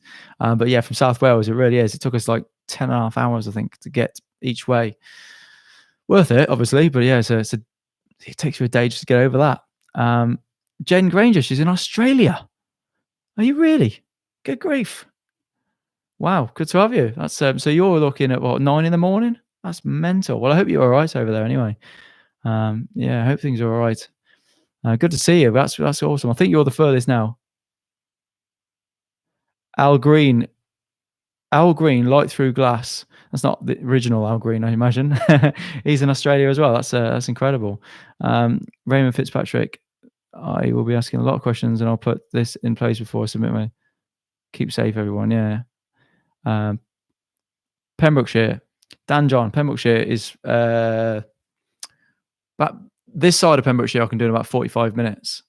So 40 mile, that sort of thing. It's not miles away, but the best part of Pembrokeshire, you're probably talking about an hour and 20 for me. So like Marlows and West Haven and Dale and all that. It's quite a way, but it's just gorgeous. I need to do more Pembrokeshire, to be honest with you. Times I've been to Pembrokeshire, the wind has been relentless and it's just been impossible. So yeah, there's definitely been a few failed vlog attempts from Pembrokeshire because the wind is just horrendous over there. But yeah, on a good day, it's incredible. Tommy from Scotland. Hey, Tommy, good to see you, man. Good to see you. Good to see you. I've got a few friends who's just come back from Scotland. One of my friends has just come back from Scotland today, I think it was. Who was that? Texas. Are you kidding me? Clint Woosley's from Texas. Clint, wow. Texas is, what a place. I mean, yeah, I'm a big country fan, so yeah, I'd love to go over there. Grief. Yeah, that'd be incredible. I hope you're doing well over there anyway, mate. Good to join us. Thanks. You're very welcome. It's good to have you here. And we've got Michael Rowe is a Kiwi actually living in the States until September. I appreciate the feedback, mate. Really, really appreciate it. Good to have you here. Yeah, I hope you're well. I hope everybody's well that's listening. And yeah, we'll get through this. We'll be all right. We'll be all right. It'll all be over soon. Here's Gilbert Walker. You're from Cuba. I've just got mega jealous if you're from Cuba. If you're watching this in Cuba, I'm mega jealous. Cuba's like number 1 or 2 on my must-see places at the minute, especially with street photography. I mean, I've seen 1 or 2. I've seen a Zach. Have you heard of Zach Arias? Or Arias? I think Aries, Zach Aries. I don't know. But yeah, check out his recent Fujifilm X100V video from Cuba. Man, that's an amazing place. I'd love to go to Cuba. Incredible place. Yeah. Crazy. Yeah, get people from all over the world now. I suppose we've been talking that long. It's got to be sunrise in the other parts of the world now. So yeah, someone from Cuba. That's incredible. Havana. Sounds amazing, doesn't it? Sounds amazing.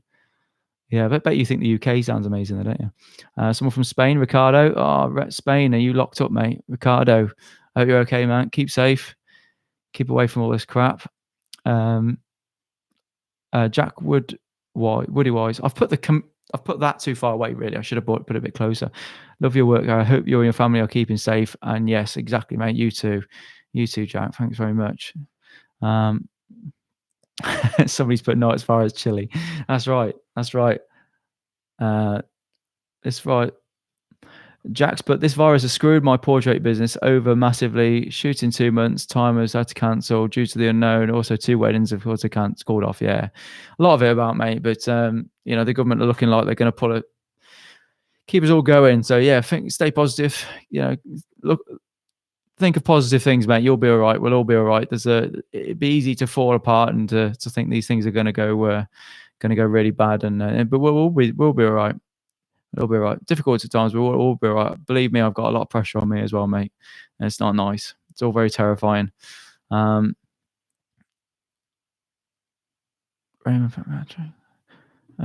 guess it just gives me a lot of time to reach. Yeah, exactly. Yeah, it does. Yeah, network, build some relationship. I mean, friends in photography is just incredible because I mean, what's transformed my photography as Googly Gaz has been on here, and Jason Bear and Julian Baird's been on here, and a few of the people that I've met, Tom Watt, through my YouTube channel, through photography, is sort of transformed the way I see photography. I mean, I probably wouldn't be doing street photography if it wasn't for my YouTube channel. So there's things that you can sort of do. You can sort of get a group together and get excited about photography. You can look forward to seeing things in the future, and we'll be all right. We'll be all right. It's easy to get a bit down. I've had a couple of days of being down, I must admit. So it's really easy to get down. Yeah. Simon Barnes. Hello, Simon. How are you, mate? Simon from Bristol. So that's local. I could be at his for tea in about an hour and a half. Yeah, good to see you, Simon. Thanks for the kind comments. You're always very kind, mate. S Visa. Good to see you too, mate. Good to see you. Summer Pain. Gareth, you know my Bampy. Kevin Bird. I do actually. I think I commented on one of his pictures recently, and he watches I think the photo nerds as well. So yeah, good photographer. He's local, isn't he? I think I know him. The name rings a bell. So we got Simon Wynne Edwards. If anybody's got any questions, obviously just fire away. And I'm working. Actually, probably got a list a mile long here. A British aspect from Lancashire, but now I live in Windsor, Ontario. Miss the British landscape a lot. Canada's great, but the distances are crazy. Do you know what? I had a conversation with someone. Carlos, his name was. He was from Texas.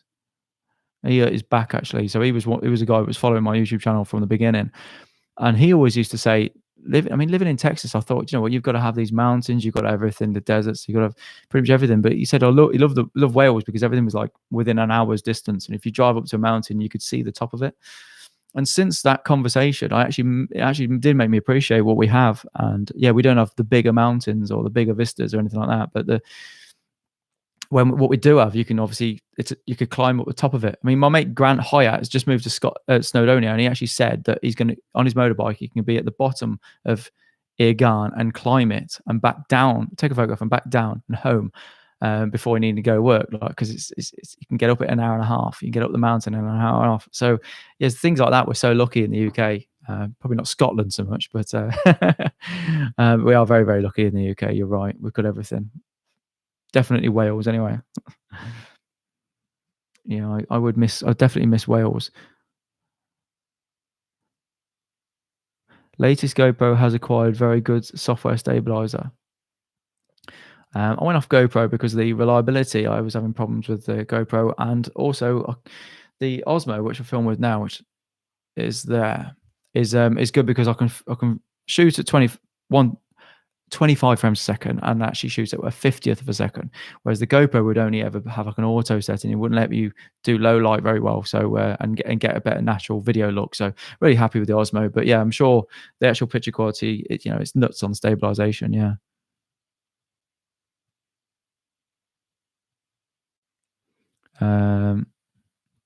I don't know, not unless you're telling me there's a new GoPro that I didn't know about, which I must admit. The 8 is the last one I knew about. Jack Woody Wiss. Is that right? Jack Woody Wiss. Would love you to come to Nottingham for a photo walk after this virus blows over. Absolutely, mate. Absolutely. We'll sort that out. Follow me on Instagram and we'll make sure we sort that out. Nottingham somewhere I could do probably on the way up to Newcastle because I want to do Newcastle as well. So yeah. And York. So they kind of reachable within I'd stay up there and do a few days, couldn't I? So yeah, definitely need to go that side of the country. I think I've ever been to Newcastle. the northeast of England. So yeah, I need to do that. He shoots raw. All right. Yeah, but for those, the Nikon FM2 has always been a classic. Is a thing of beauty. It is. It is a thing of beauty, and it's one camera that I can 100% say that I will never sell. It will never go anywhere. It's a beautiful camera. Beautiful camera. The only thing I don't like about this one is I've got the 51.8 lens. Well, you can see that. And it's really loose. The focus ring on it is really loose. So when I did my first attempt at street photography with this camera, I was like using zone focus. So I'd set it to infinity or set it for 2 meters or something like that. And then I take the shot and I look down and it moved every time. So yeah, but it's a good lens. It's just a good lens. But I'd like the 1.4, I think. Probably be a bit more substantial. Marcel's asking if I've... are you familiar with the work of Ray Arias? He's a street photographer in New York. Oh, no, I've not. No, I've not. Ray Arias. So this is the thing. This is why I'm glad I do YouTube and stuff like this, because the things you discover is incredible. No, that's good. Is he good, is he? I'll have to check him out. Old school photographer, or is he current? I'll have to check him out. Oh, good grief. What's happened here? Now it's shot past.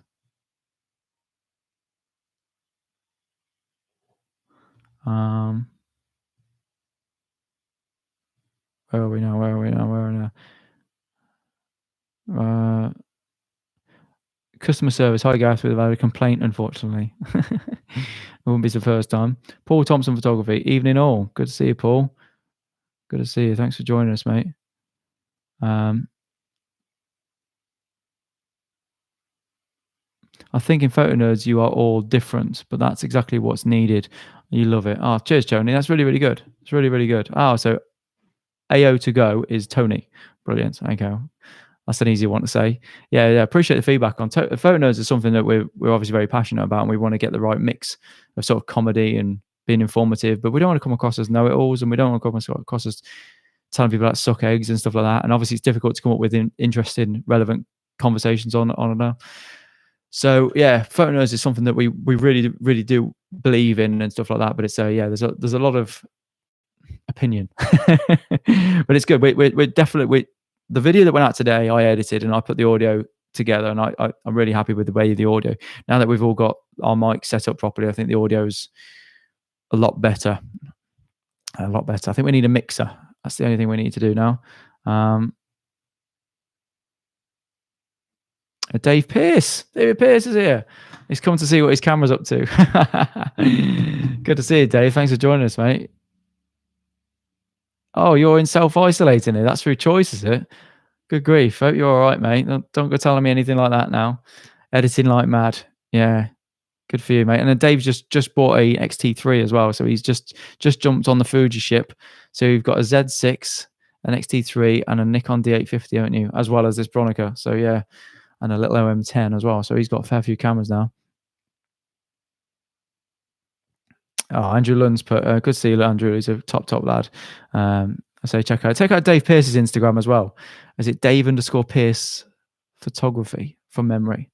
I'm very good with memory. So check out David Pierce's his website, Instagram as well. He's really, really good photographer. Top bloke. He's been in a few of my videos as well. Really nice guy from South Wales. Oh, right. Cheers, Andrew. My son will be delighted with the book in years to come. I hope so, mate. I hope so. Just the thing with photography, I think because I'm sort of so passionate about it now, I want almost to leave a legacy. I know that sounds a bit cheesy, but I want in years to come to have not just the videos, but like a portfolio of images that I'm really proud of. And although I go out and take a lot of street photographs, I go out and do a lot of landscape photographs, it's not often that I'll come back with an image. I think, when I do a book or when I do something for me, then I've got these images.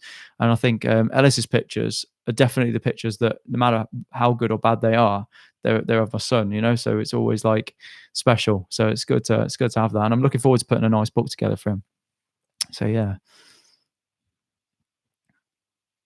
This is from Joseph Cleaner. Greetings from Cape Breton Island, Canada. Cape Breton Island. I'm probably saying it wrong, so I've never heard of that. Cape Breton Island in Canada. Wow, Canada's a place I went to about 10 years ago, I think it was. I went to Jasper skiing. Phenomenal place. Hell, it took us 17 hours to get there, man. Wow, what a journey. What a journey. Beautiful place. And the people are what make Canada. The people are insanely friendly. I love you guys. I really, really hope you guys are well over there. Phenomenal. Orleans Warrior, and he's from Brazil. Flipping heck. Wow. Now, I'm a mad dancer fan. I love dancing. I love watching dancing. I love sort of the carnival theme. So to couple that with photography and go to Brazil for one of your carnivals and one of your sort of big dance things, or I don't even know what you call them, but wow, just the idea of all that dancing and stuff that you guys do. Oh, that sends shivers down my spine. I hope you're into all that, because that would be an amazing opportunity. I'd love to go and see that. Matt, Jim, by the time you read this, I'll have gone. Need to go. Thoroughly enjoy this chat. Take care. Thanks, mate. Thanks for joining us. David Woodland, any plans to come to Ireland? This is a funny one because I'm supposed to be there next week. We've got a family get together. And if you know Stephen Hanna, he's a YouTuber based in Ireland. I was hoping to meet up with Stephen Hanna as well. We were going to do a week in a couple of days in Dublin. My girlfriend, Gareth, has never been to Ireland. So we're going to do a couple of days in Dublin. Then we would have gone to the Midlands, which is like Mullingar, if you know that, in the Midlands, where the reunion would have been. There's about 150 people from all generations, because my mum's Irish, you see. And then, we would have done Galway and all that sort of thing, then a bit more traveling as well. So, very sad about that, but that will happen. So, but yes, I definitely will be in Ireland. John Linden, how about Liverpool? I nearly said John Lennon, and how about Liverpool? Must have read John and Liverpool in the same sentence. Liverpool, definitely, because it was a toss up between Liverpool and Manchester actually when we did the Manchester shoot, but I think Liverpool was. Yeah, Manchester was closer to where we were, so it was. But Liverpool, somewhere I have been. I've done a few jobs there. Can't think of the name of the school now. I did by the football museum. There's like an old library or something there. I did some work there, and I had to wander around. And the people are really quirky. There's a lot of very, very quirky people in Liverpool, so it'd definitely be an amazing place to do street photography. So yeah, definitely will. John, follow me on Instagram, mate, and I'll let you know when that's up there. I might actually recognise the name. I might have messaged you before. Stephen Williams, thanks for this evening, Gareth. Must do it again. Stay safe, everyone. You too, Stephen. Thanks for being with us, buddy. Anne Goodall is from Ushia? I can't say that. Argentina. That's fantastic. Argentina is definitely some place that's on my bucket list. If I won the lottery and we could fly anywhere, it'd be Argentina. Karis is Welsh speaking, so we'd love to go to Patagonia as well, because there's a Welsh speaking area there. And just South America, man. Wow, what a place. Wow. They're all in quarantine. Good grief. Well, I hope you're okay. Anyway, I hope you're just staying out of harm's way, and I hope you're just staying safe and keeping entertained. I hope I've helped. But good to have you with us, Anne. And and I think I recognise the name did you comment on the video as well? I think I recognise it's a similar name, if not. But thanks very much for the support. It's good to have you with us. Stay safe. John Horn. Hi, guys. Just seen this. What an excellent thing to do. Been on for 2 hours. You're doing well. I know. And it was literally going to be a half an hour test just to see, because I wanted to do a few things just to break it up in the day, just because I know a lot of people are sort of sitting indoors and can't go anywhere. And I thought, just get a few people together and have a chat and just see how we go. It's gone a bit nuts now. I didn't expect to be on it 2 hours and 20 minutes, which is unusual for me. I'm really quite shy, aren't I? I don't normally talk this much. But thanks, John Horn. That's really nice of you. Appreciate that kind of support. Sebastian J. Have you ever been to Hamburg? Yes. So I went to the Steinway factory because I photographed and filmed for a Steinway customer, which is a piano company, the Bentley of pianos. If you're not a pianist, which I'm not, and I went to Hamburg, but we literally flew to the airport, got picked up by a taxi, took us to the factory in Hamburg, and then we went back to the airport, which is actually one of the prettiest airports, one of the best airports I've ever been to. Hamburg airport was phenomenal. So definitely wanted to do some street photography around Hamburg, but I got a bit scared because I was talking to Mark Fernley about this street photography in Europe, and Berlin and Hamburg are two of the places I get told it's a bit difficult sometimes. I'm not sure. I'll have to do some research. I don't think it put me off, but I think I was a bit wary that, you're in the UK, you can photograph anyone as long as they're in public property, in public space. Whereas I think in parts of Europe, Germany being one, Paris, I think somebody correct me if I'm wrong, but I think street photography in Paris, they have the right to tell you to delete. You have to legally delete, and I think you can even be arrested for it. But yeah, I have to do more research. But yeah, definitely want to go to. I want to travel everywhere. Really, Hamburg would be amazing. But yeah. Jamie Atwood, always enjoy your videos, Gareth. Self-isolating with a family in Strauss. Is that Gloucester? Is it? Stay safe. Stroud, Gloucester. Right, okay. Stay safe, everyone. Yeah, you too, Jamie. I hope hope everybody's okay, and you're only doing it just to stay protected and everything like that. But yeah, I hope the family's well, mate. Hopefully this will all be sorted soon. With Mighty Networks, you can also do courses with paid community for recurring income. Mighty Networks. Let's write that down. I hope I get to save this chat, because that's really interesting. That's never heard of that before. So thanks, Jenna. Thanks, Jen Granger, for that. That's really good of you. JF Campagna. How not to be too critic with own pics. Thanks. I'm a nightmare. Don't ask me. I'm a nightmare.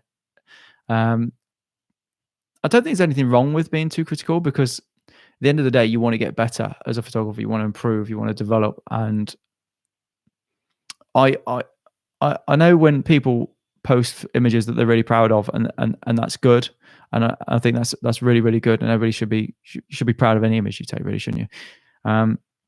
But I always seem to find it very easy to find a fault with every photograph. And funnily enough, I actually met very famous photographer whose name escapes me actually now because I'm quite tired. And he did a presentation at the photo show. His name will come to me. Good grief, excuse me, I'm tired. He went through all of his pictures, and then obviously, like, he's a very influential, very experienced photographer. And when he showed us the pictures, we were like, wow, these are incredible, sort of thing. And then he went and somebody said, oh, is there any, how heavy are you critique your work? And he actually went through and he said, well, to be honest with you, there isn't a single photograph here that hasn't got a fault. And we were looking at the pictures, and most of us couldn't see anything wrong with any of them. Even me, I was scrutinizing his work. And obviously, you always like other people's work, don't you? More so than yourself. So I was looking at his work, and I thought, you know what, I can't work this out now. I can't work out what. And he actually went through and he showed on each picture what he didn't like. And the amount of detail that you would have to look at it to see these imperfections was ridiculous. And that was inspiring, because I thought, you know what, that is me anyway. I'm like that anyway, not to that degree, not by a long shot, but it's annoying me that I can't think of his name. Not Charlie Waite, the other one. I'm really sorry. I'm really terrible with names. I've got a picture of him, so I can remember his name. But when he went through the pictures and showed us, I was like, that's ridiculous. I'm bad at critiquing my work, but this guy's got to the top of his game by being super critical. So it's the only way really you're going to develop, and by being super analytical, by looking at what you like about the image, what you don't like about the image, what you could have improved. Because there's no such thing as a perfect image, is there? You always look at something and think, shame that's just not a bit to the right or whatever. So there's nothing wrong with that. It's completely fine. It's it obviously pushes you to do better next time. So yeah, I'm a bugger for it, I must admit. I really am.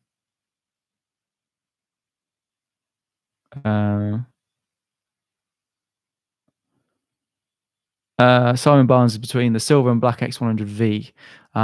Definitely silver for me. I think the previous generations of the X100, it was always black. I had the X100S in silver. I never liked the silver on it. I always thought it looked a bit. It's not. I mean, look, this is like a 60s camera or something. It's like it's the first camera with a spot meter in it, and the silver on that is gorgeous. And I just didn't find that the Fuji X100S or the original ones were that nice on the silver. But when this one came out, I seen this in silver. I think it was Joe Allen's video that showed me that and that finish. And as soon as I seen it, I thought that's just different league of finish. Yeah, it's a super pretty camera. But the black is good for street photography. So I always originally would have gone for the black if it had been the same, because of obviously being a more stealth looking camera. But yeah, it's a really beautiful camera. So ultimately, it doesn't really matter, I suppose, but I'm really happy with the silver.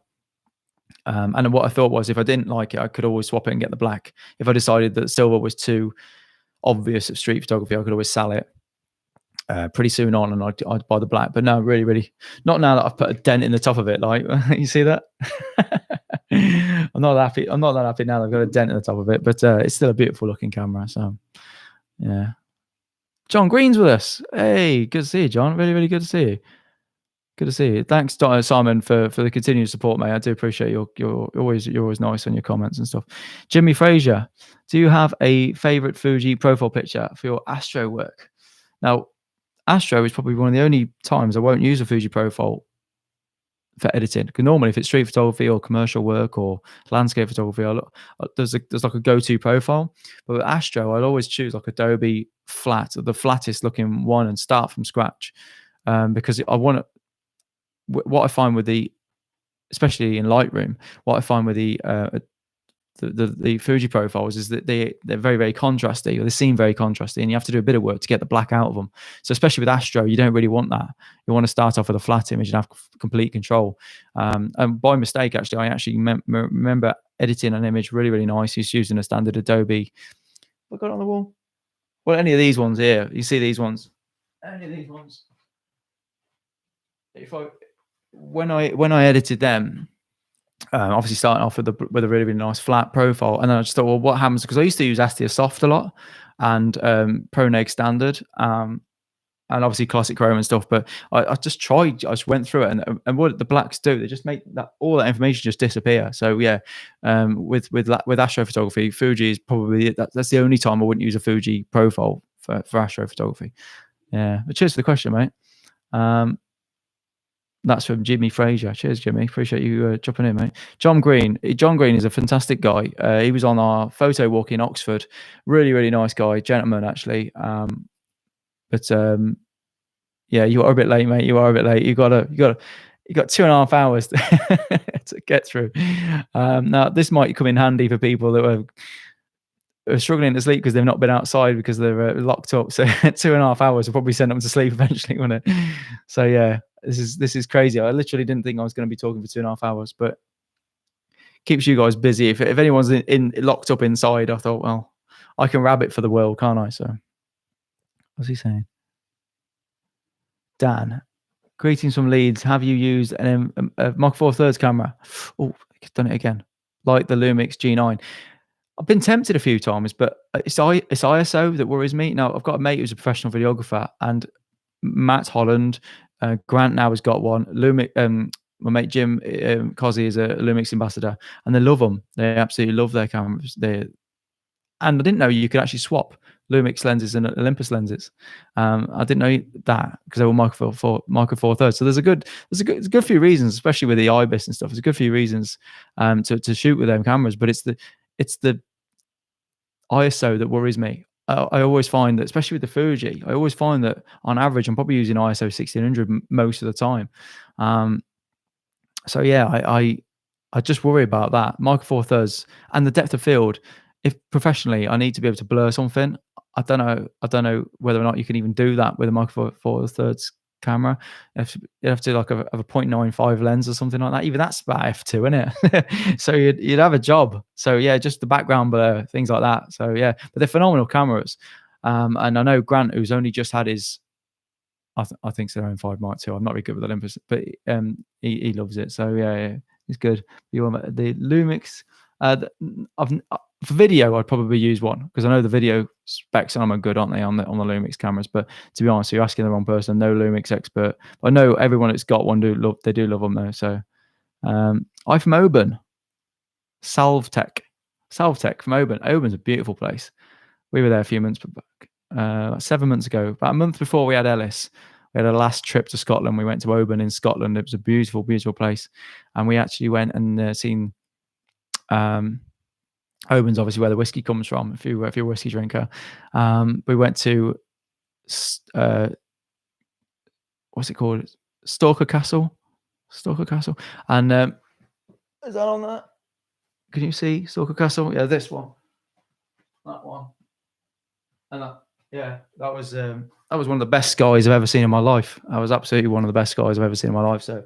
Yeah, that's on my Instagram as well, on my website as well. So a quick look at that. It's about a 6-shot pano. But yeah, I absolutely love Scotland. So yeah, thanks for joining us, Self-Tech. Nigel King. Yeah, you're just joining us now. You got to go back to the beginning. And good, we are fine. Just can't go anywhere. Doing a lot of editing and painting. Painting. Do you know what? I used to love painting.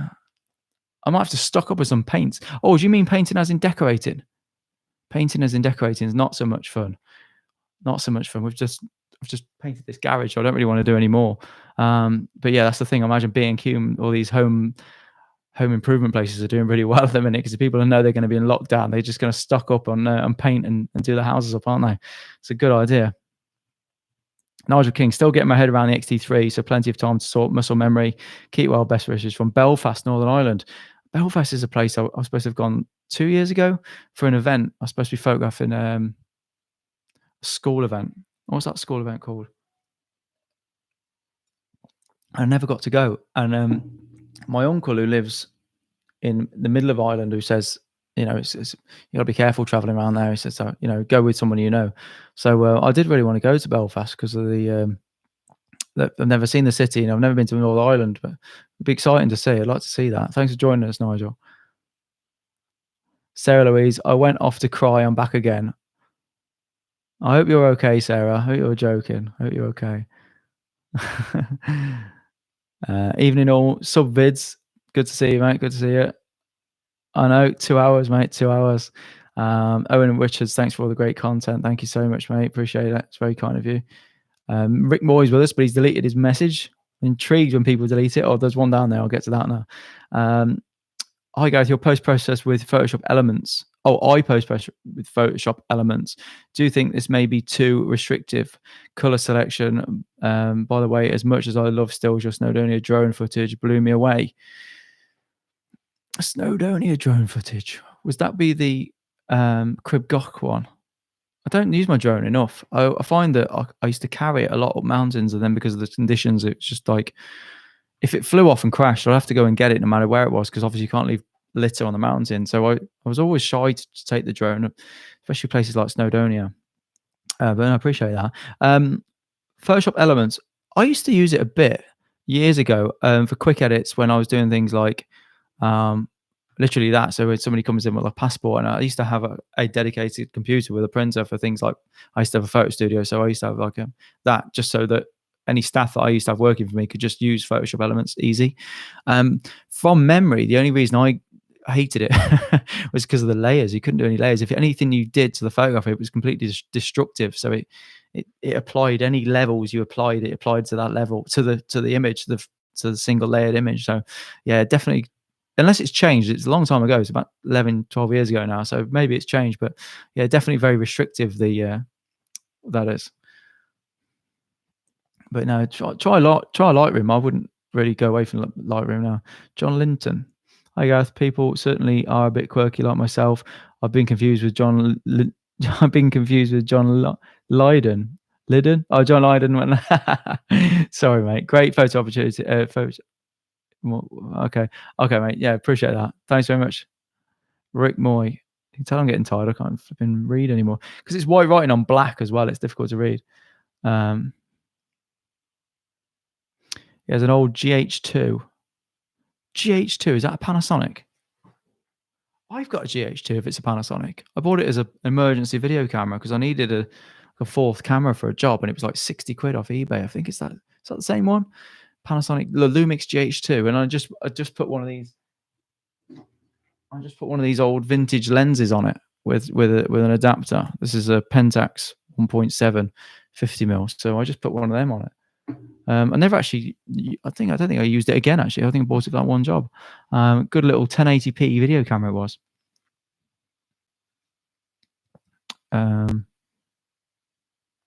Rick Moy, thanks for a great evening entertainment. Crazy world out there. It certainly is, mate. I've got more film than food in my fridge. Well, I hope you're okay, mate. I'm actually down to film-wise. I actually thought I had some medium format, because on my last street photo walk, I actually brought Dave Pearce's medium format camera, but didn't actually realize I didn't have any 120 film. So the only films I've got left now are these three. So I've got some Tri-X 400T, which I've never actually shot with Tri-X film before. And this one actually, Dave gave me a 3200 ISO film, which 3200 ISO film. When I was shooting film a long time ago, I didn't know they did 3200, and HP5, brilliant film. So those are the only rolls of film I've got at the minute. I've got a few, like 120s that I need to develop. Now, when I do my developing video, that's what that's for. But I'm trying to get the courage to do a developing video first. Yeah. This is an interesting one. This roll is out of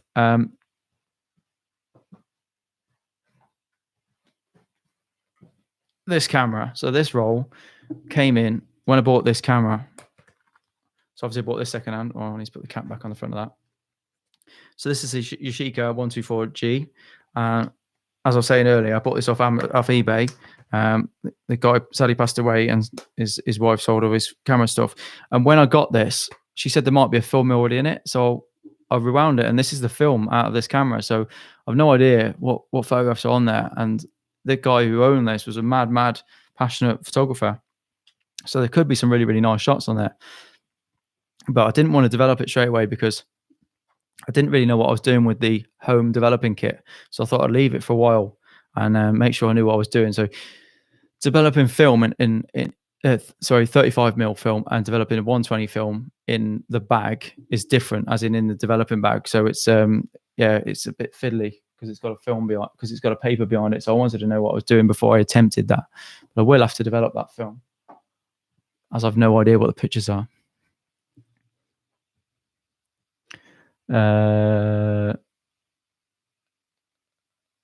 Check out Affinity Photo from Dan.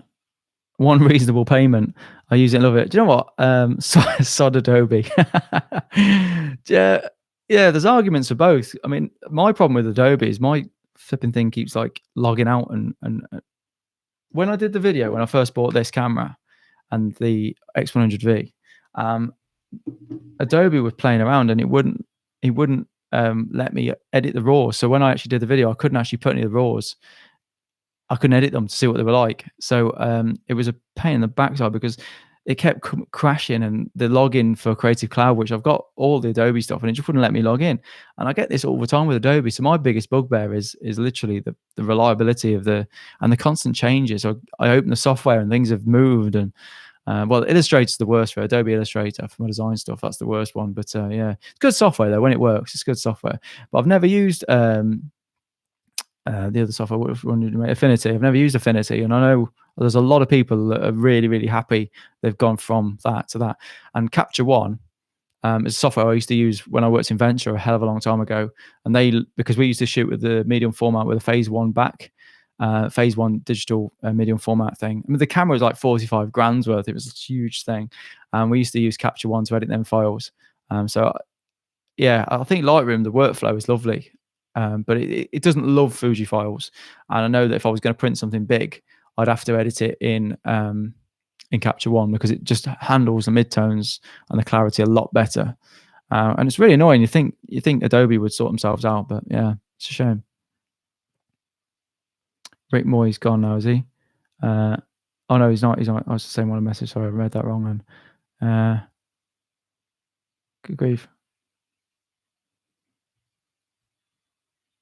Okay, so Simon Barnes, oh no, dent in your camera. Always a pleasure. Comment on your photography, Gareth. Work is top notch. Oh, brilliant. Appreciate that, mate. It means a lot. It means a lot.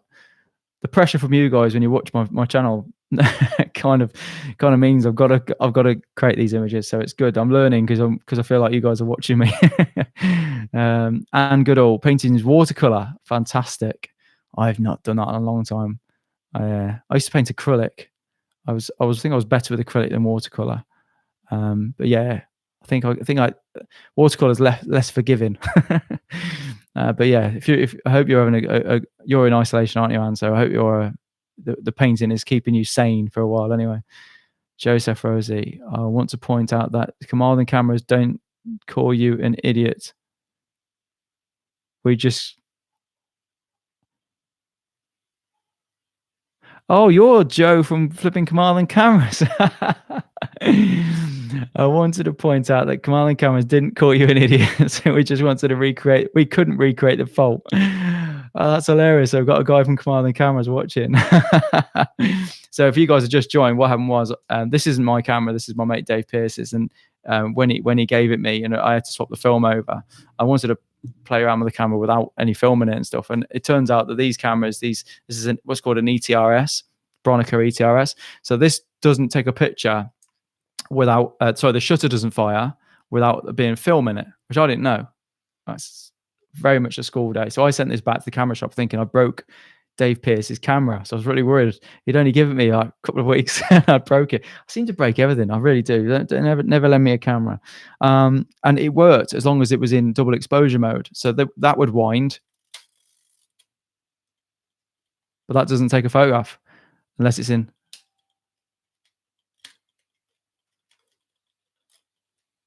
Oh, what have we done now? I won't put film in this, huh?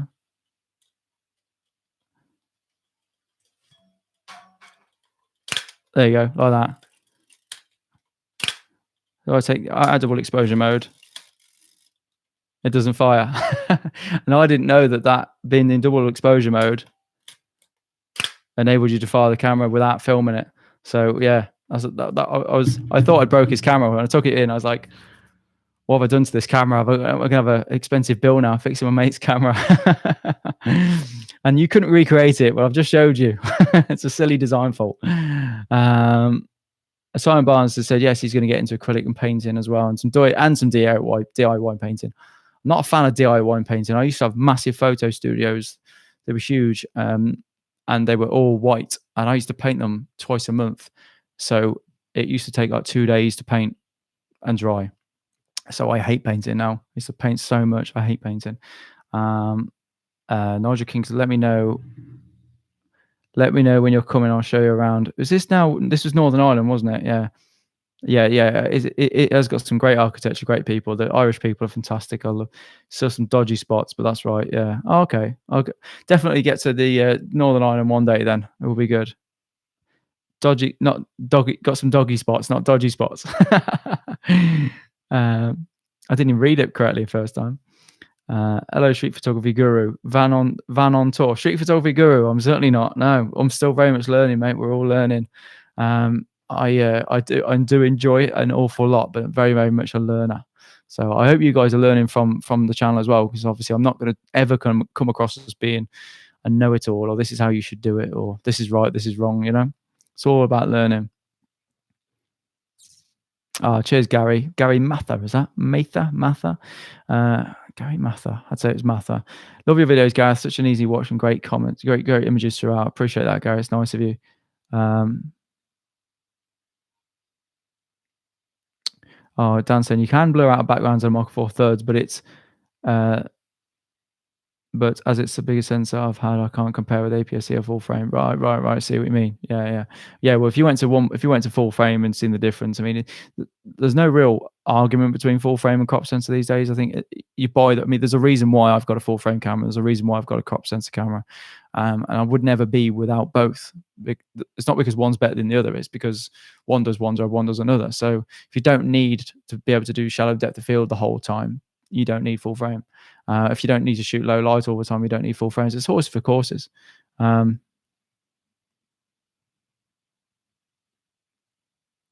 Somebody's put got to have layers for sure. I think I was talking about the Adobe Elements thing, which I'm not sure. Simon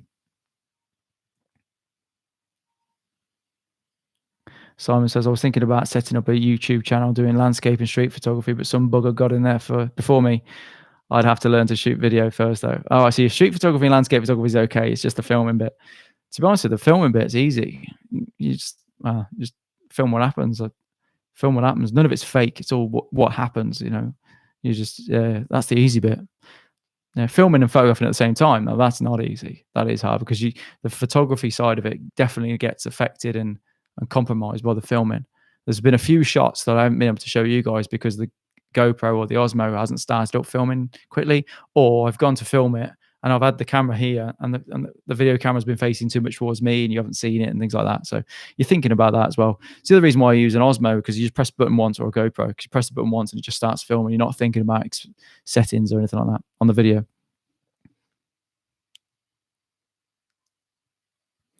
I'm really interested to see a darkroom episode. Oh, well, me too.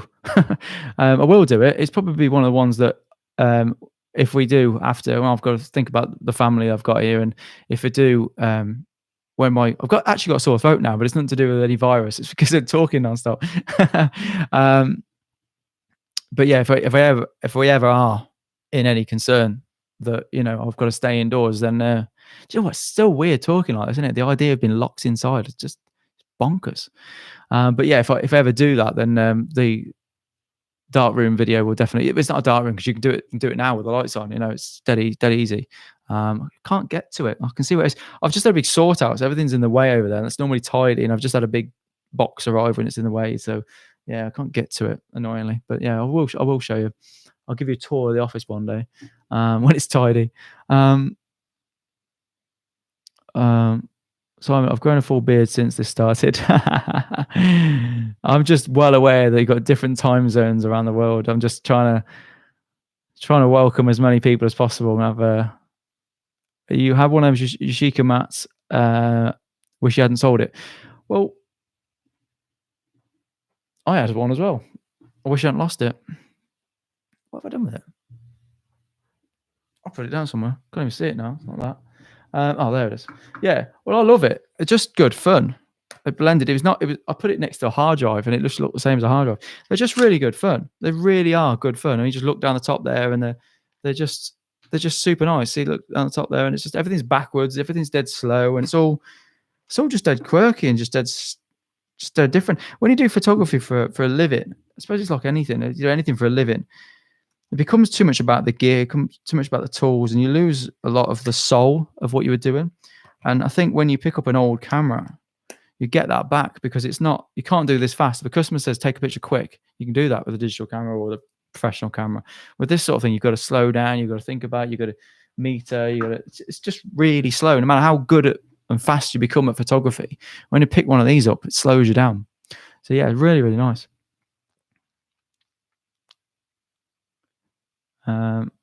Das Flugel.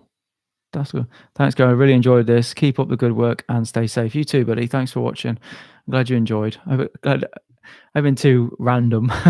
Yeah, you stay safe as well, Das. Thanks for watching, mate. Jen Granger's back. Do you scan your film negs to convert to digital? Don't scan them. I use either the Sony. Now the Sony does win here, because the Sony with an extension tube. Is that one here? Yeah. So, on top of the printer. So that will go on the back of this one's for the Fuji. Yeah, this one's for the Fuji, but this one's an 11mm, 10mm extension tube. So this will just go on the back of the lens. So it will just go between there like that, and just means the focusing distance is a lot closer. But the Sony f8 is a hell of a lot sharper, because you're focusing on something that's really, really close. The sharpness is really important. So the Sony f8 with this prime lens or something like that, 85mm prime lens. I mean, the thing is like vertical, and it's like this close to. I put the iPad down, and this piece of glass.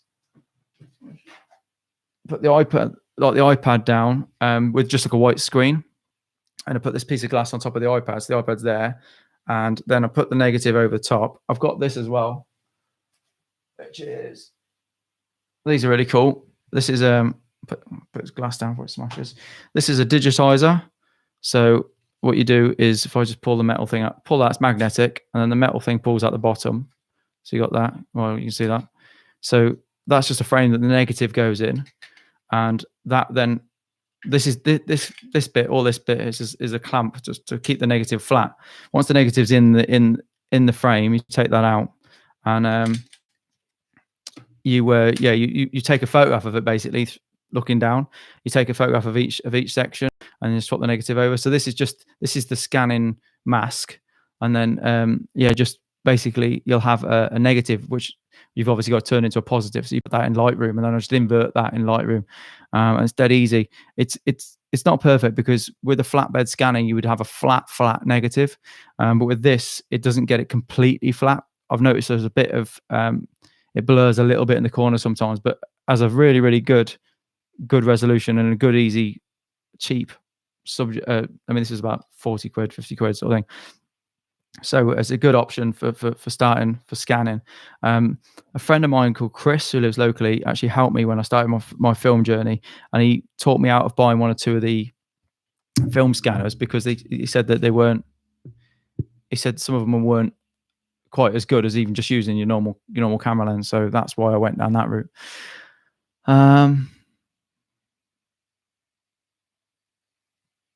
So yeah, cheers Jen for that question. Jigsaw 56, hello mate, how are you doing? How did you ding the X100V? Well, you guys who have just joined, I'll just explain quickly. This was on a capture plate, which would normally sit like one of them clip things with, see the base, see the clip on the bottom of that, you see that? It's normally got one of them on. It won't have one again. It normally clips on my shoulder thing there, but my new hiking bag, which is like a Montan thing, which has got a really, really wide strap there, didn't have the right width, so I had to clip it to my waist.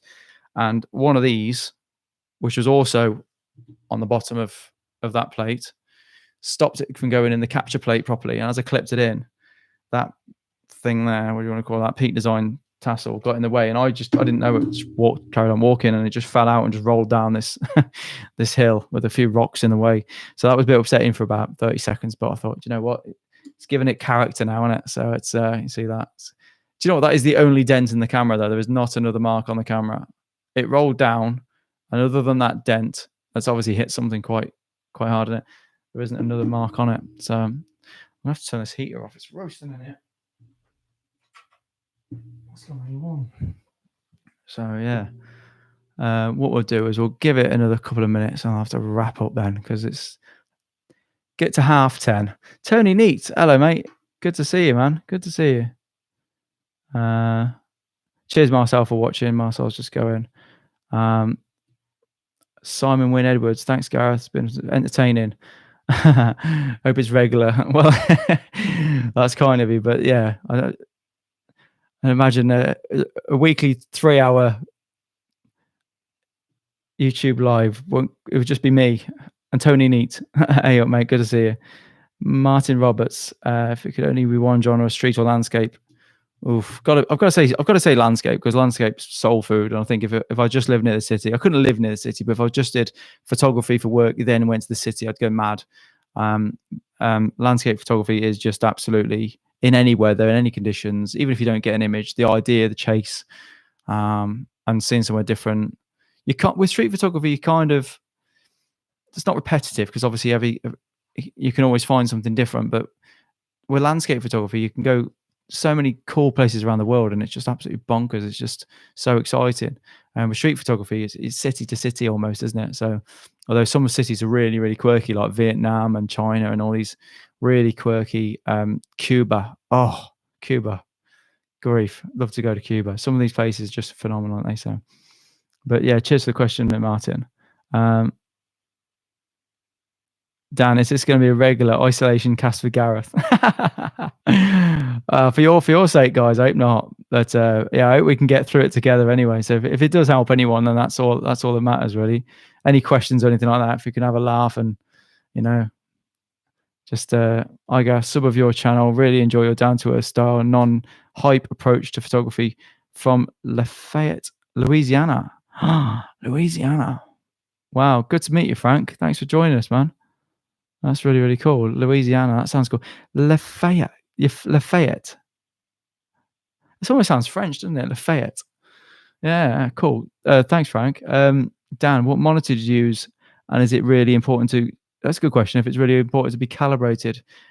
Cheers for this chat. Stay safe. You too, Dan. I used to use Spider.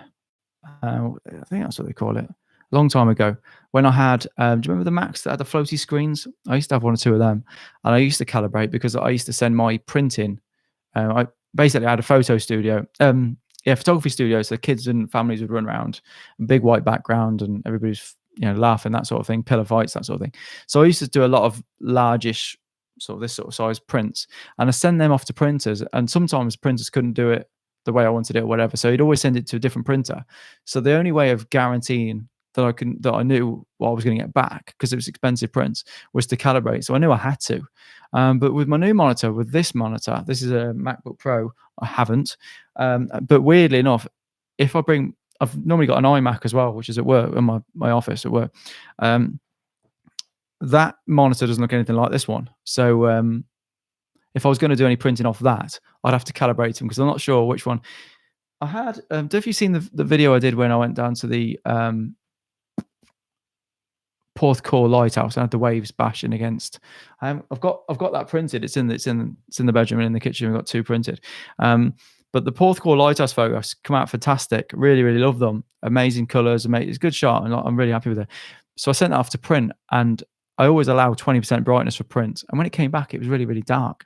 So I said to the guy, so I'm gonna have to reprint this because it's come out really dark. So I'm gonna have to calibrate this monitor because it looks nothing like his monitor. So when it came back, it cost me a couple of quid. It cost me about 30 quid to get printed, and I thought, I'm gonna have to get that reprinted because I'm gonna have to do something with the screen just to make sure it looks like his for this, because otherwise, or just go to his screen and see. But yeah, that was a bit frustrating that came back a bit darker. It still looks good, but it's a lot darker than I was expecting. But because I print these ones here and some others locally, I can sort of add 20% to brightness compensation sort of thing to the printer, and if I tell the printer to match the colors, it does a good job. So I've never had an issue. It's only when I outsource. Good question though.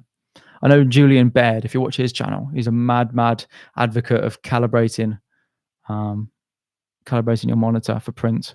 He's mad in his printing, Julian.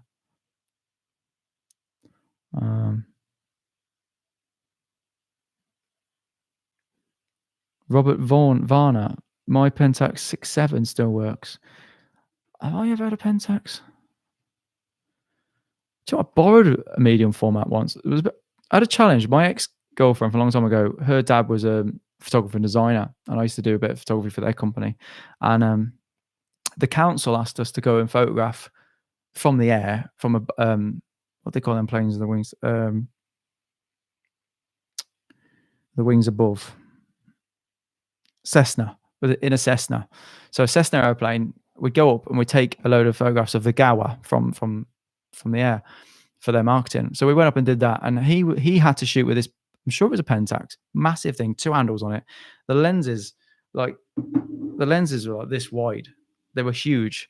And I'd just gone, I think I bought the 5D Mark II. I think that had just come out. So, because he was like really impressed with my camera, and he was thinking, all right, these guys, they want me to shoot with transparency film, so I have to use the medium format, but can you come as well and shoot digitally with the because he can obviously only get 12 shots a roll and then change, and I could just go bang, bang, bang, bang, bang. But they wanted transparency film negatives. So I went with him, and we took the shots, and we sent his over and we sent mine over. And funnily enough, they actually used mine because he didn't tell them that there was any difference. He told them that this set was off this set was this set sort of thing. He'd scanned his, and this set was another, and they never actually asked if there was a different camera. So they ended up using the Canons, but they didn't know that they weren't transparency film. So that was probably the closest to I think it was a 6.7. The big wooden handles on the side was massive thing, huge. The lenses were mental.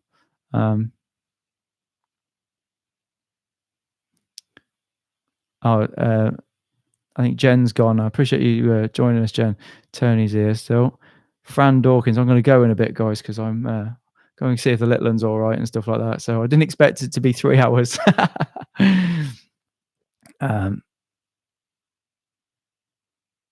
Nova Scotia. That sounds incredible, doesn't it, these places? This is the good thing about the internet, and it's just northeast across straight from Nova Scotia. Yeah. Where in South Wales am I based? I'm about 15 minutes that way to Swansea, 15 minutes that way to Cardiff, about an hour from Cardiff. So South Wales, right on the coast. I'm about 15 minutes from the coast as well. So yeah, got it all. Yeah. Mine mic is enormous. It does actually look it, doesn't it? Is it like? Yeah, is that better? Not that. Still big. I haven't changed the size of it, has it? Do I have any current projects in the works with your street photography? I'd like to say yes. I've got a few things I want to do, but obviously they're in the pipelines. Definitely need to get back up north. Me and Gary Goff want to do a shoot. We want to do York. I say Gary Goff's a keen street photographer as well. But yeah, Mark Fernley's mentioned a trip to Europe, so we were going to do Berlin. I think it was Berlin. He's got a friend who follows one of his friends from Instagram. He's a great photographer as well, and actually I featured him in my street guy a few times. He's a really, really good photographer. So we were going to try and meet up with him in Germany, but yeah, I need to research the what you can and can't do with street photography in Germany. But yeah, I'm definitely up for pretty much anything. I think it's just not being too selfish, because obviously YouTube isn't my income as such. I'd love it to be, but then obviously I've got my family, so I need to make sure that my proper photography is actually paying the bills before I go buggering off around the world. But yeah, would love to. Love the street gut on Instagram. Oh, that's good. I appreciate that. Um, Martin Roberts. Oh, you're his street, are you? Ah, right. I don't think I knew your name, Martin. I know I featured your photographs in the street gut a few times because you're a great photographer, but I didn't realize your name was Martin. That's the weird thing about Instagram, isn't it? Everybody's got these aliases that people go by. But yeah, hopefully one day we'll do a shoot in Cardiff, mate. That'll be really, really good. Or somewhere anyway, Bristol or something like that. But yeah. Oh, mate, you got some Across 120 roll film. I would absolutely love to shoot with that. I've got a few people like still maintain that their favorite ever roller film is the Across 120. I think 100. So yeah, I would like to try that. But yeah, South Korea. Are you kidding me? So Heon back. So Heon back. Is that right? Yeah. Apologies if not, but that's not a bad attempt, I don't think. Hello from South Korea. Wow, that's awesome. God, you guys are everywhere. This is awesome. Simon Burns.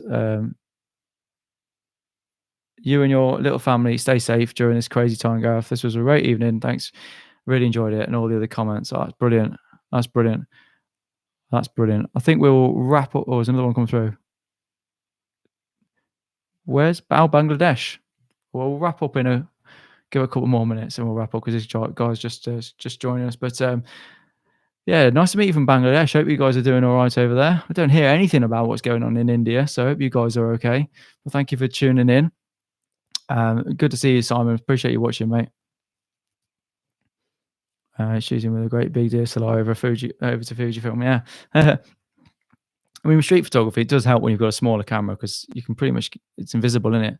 Perhaps not if it's bright silver, but yeah, you do. It's less obvious, isn't it? I mean, that's probably why the Ricoh GR series is so hard. Well, one of the reasons. I mean, anything like, I mean, the size of this thing. I mean, that's not going to be taken seriously, is it? I mean, it doesn't even look like a camera, really. That's the M50. I mean, we're spoiled with cameras these days. They're so small and powerful. So yeah, really good. Wayne Abbott's. Have I missed one? No, I haven't missed. Toodle Pipple, subvids. Good to see you, mate. Thanks for watching. I hope you're well. Stay safe, man. Greetings from Sydney, Australia. Another one from Australia. It's amazing, isn't it? We can chat from the other side of the world. Absolutely superb. Hope you're well, mate. Hope you're well, Wayne. So it's absolutely crazy what's going on in the world. So yeah, appreciate you all joining in. Hope everybody's in good spirits and we've had a laugh and stuff. So, oh, Simon Hughes, do you recommend any guides for dodging and burning techniques?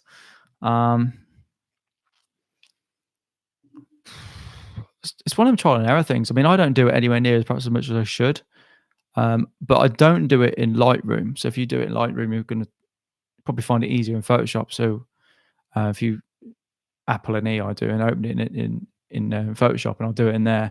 But I don't know if you know that if you press the Alt button, or if you're in dodge or burn, it'll do the opposite if you press the Alt button. But no, it's a technique that it can be very easily overdone. And I think what you should do with any of this local adjustment is literally look at the image, see what jumps out at you, see what needs it, and then just spend 10 seconds doing it.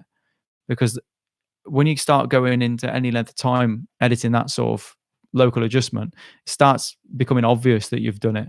And a few times when I've gone a bit crazy with dodging and burning, to add contrast to what would have been a flat image, and you look at it and I can see it that it's been done, and I'm thinking, really wish I'd just done. So next time I'm just like literally, okay, march, set, go, 10 seconds, and then leave it, and then it just needs a little bit of pop. It's very easily overdone. So I suppose the biggest tip I can give you that is just to not overdo it.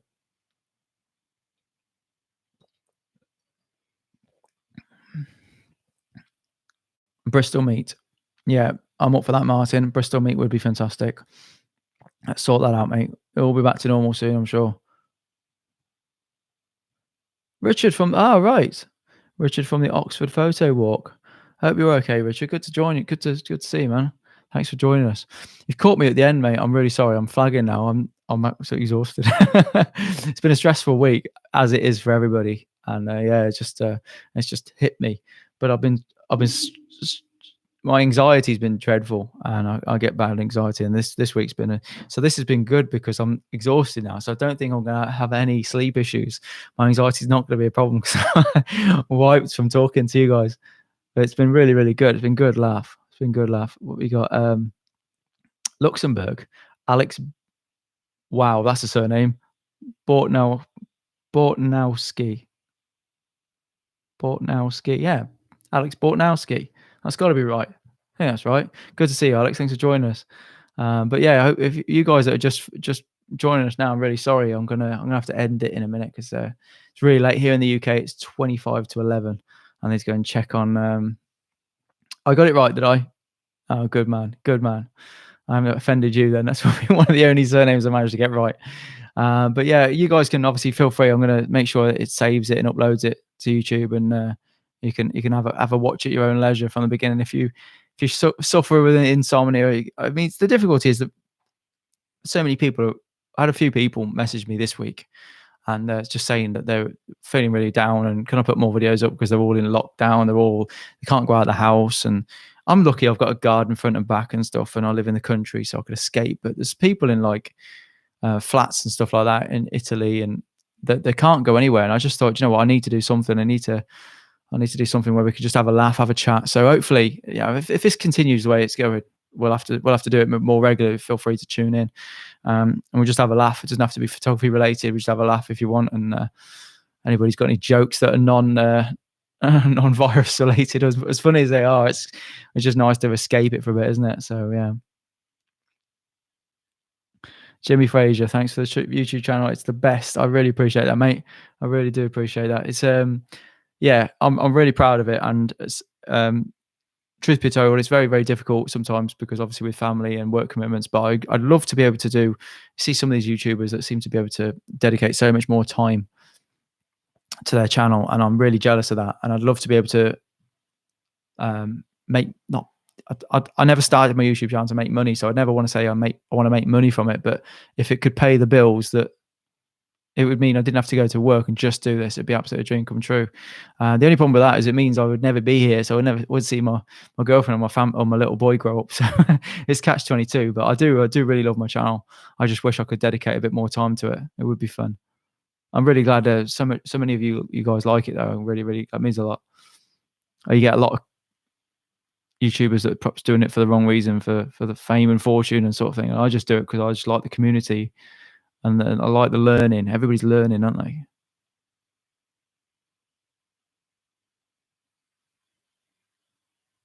Right. What we'll do, I'll wrap it up there, as I'm absolutely, you probably can tell, talking about jokes, and Dan's throwing one at me. Did you hear about the fire at the festival? It was intense. Yeah, very good. Stolen from Popsis, was it?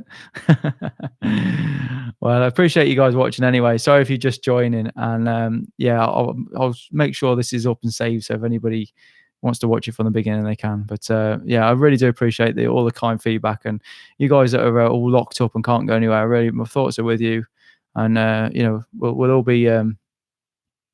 We'll all be all right, and we'll have lots of, as I say, watch from the beginning if you haven't watched the beginning, and we were talking about planning and looking forward to when all this crap's gone and we're all back to normal and we're able to go out and shoot what we want. But yeah, fingers crossed it won't be too long. But anyway, stay safe, guys, and I really do appreciate the support that you've given me for my channel.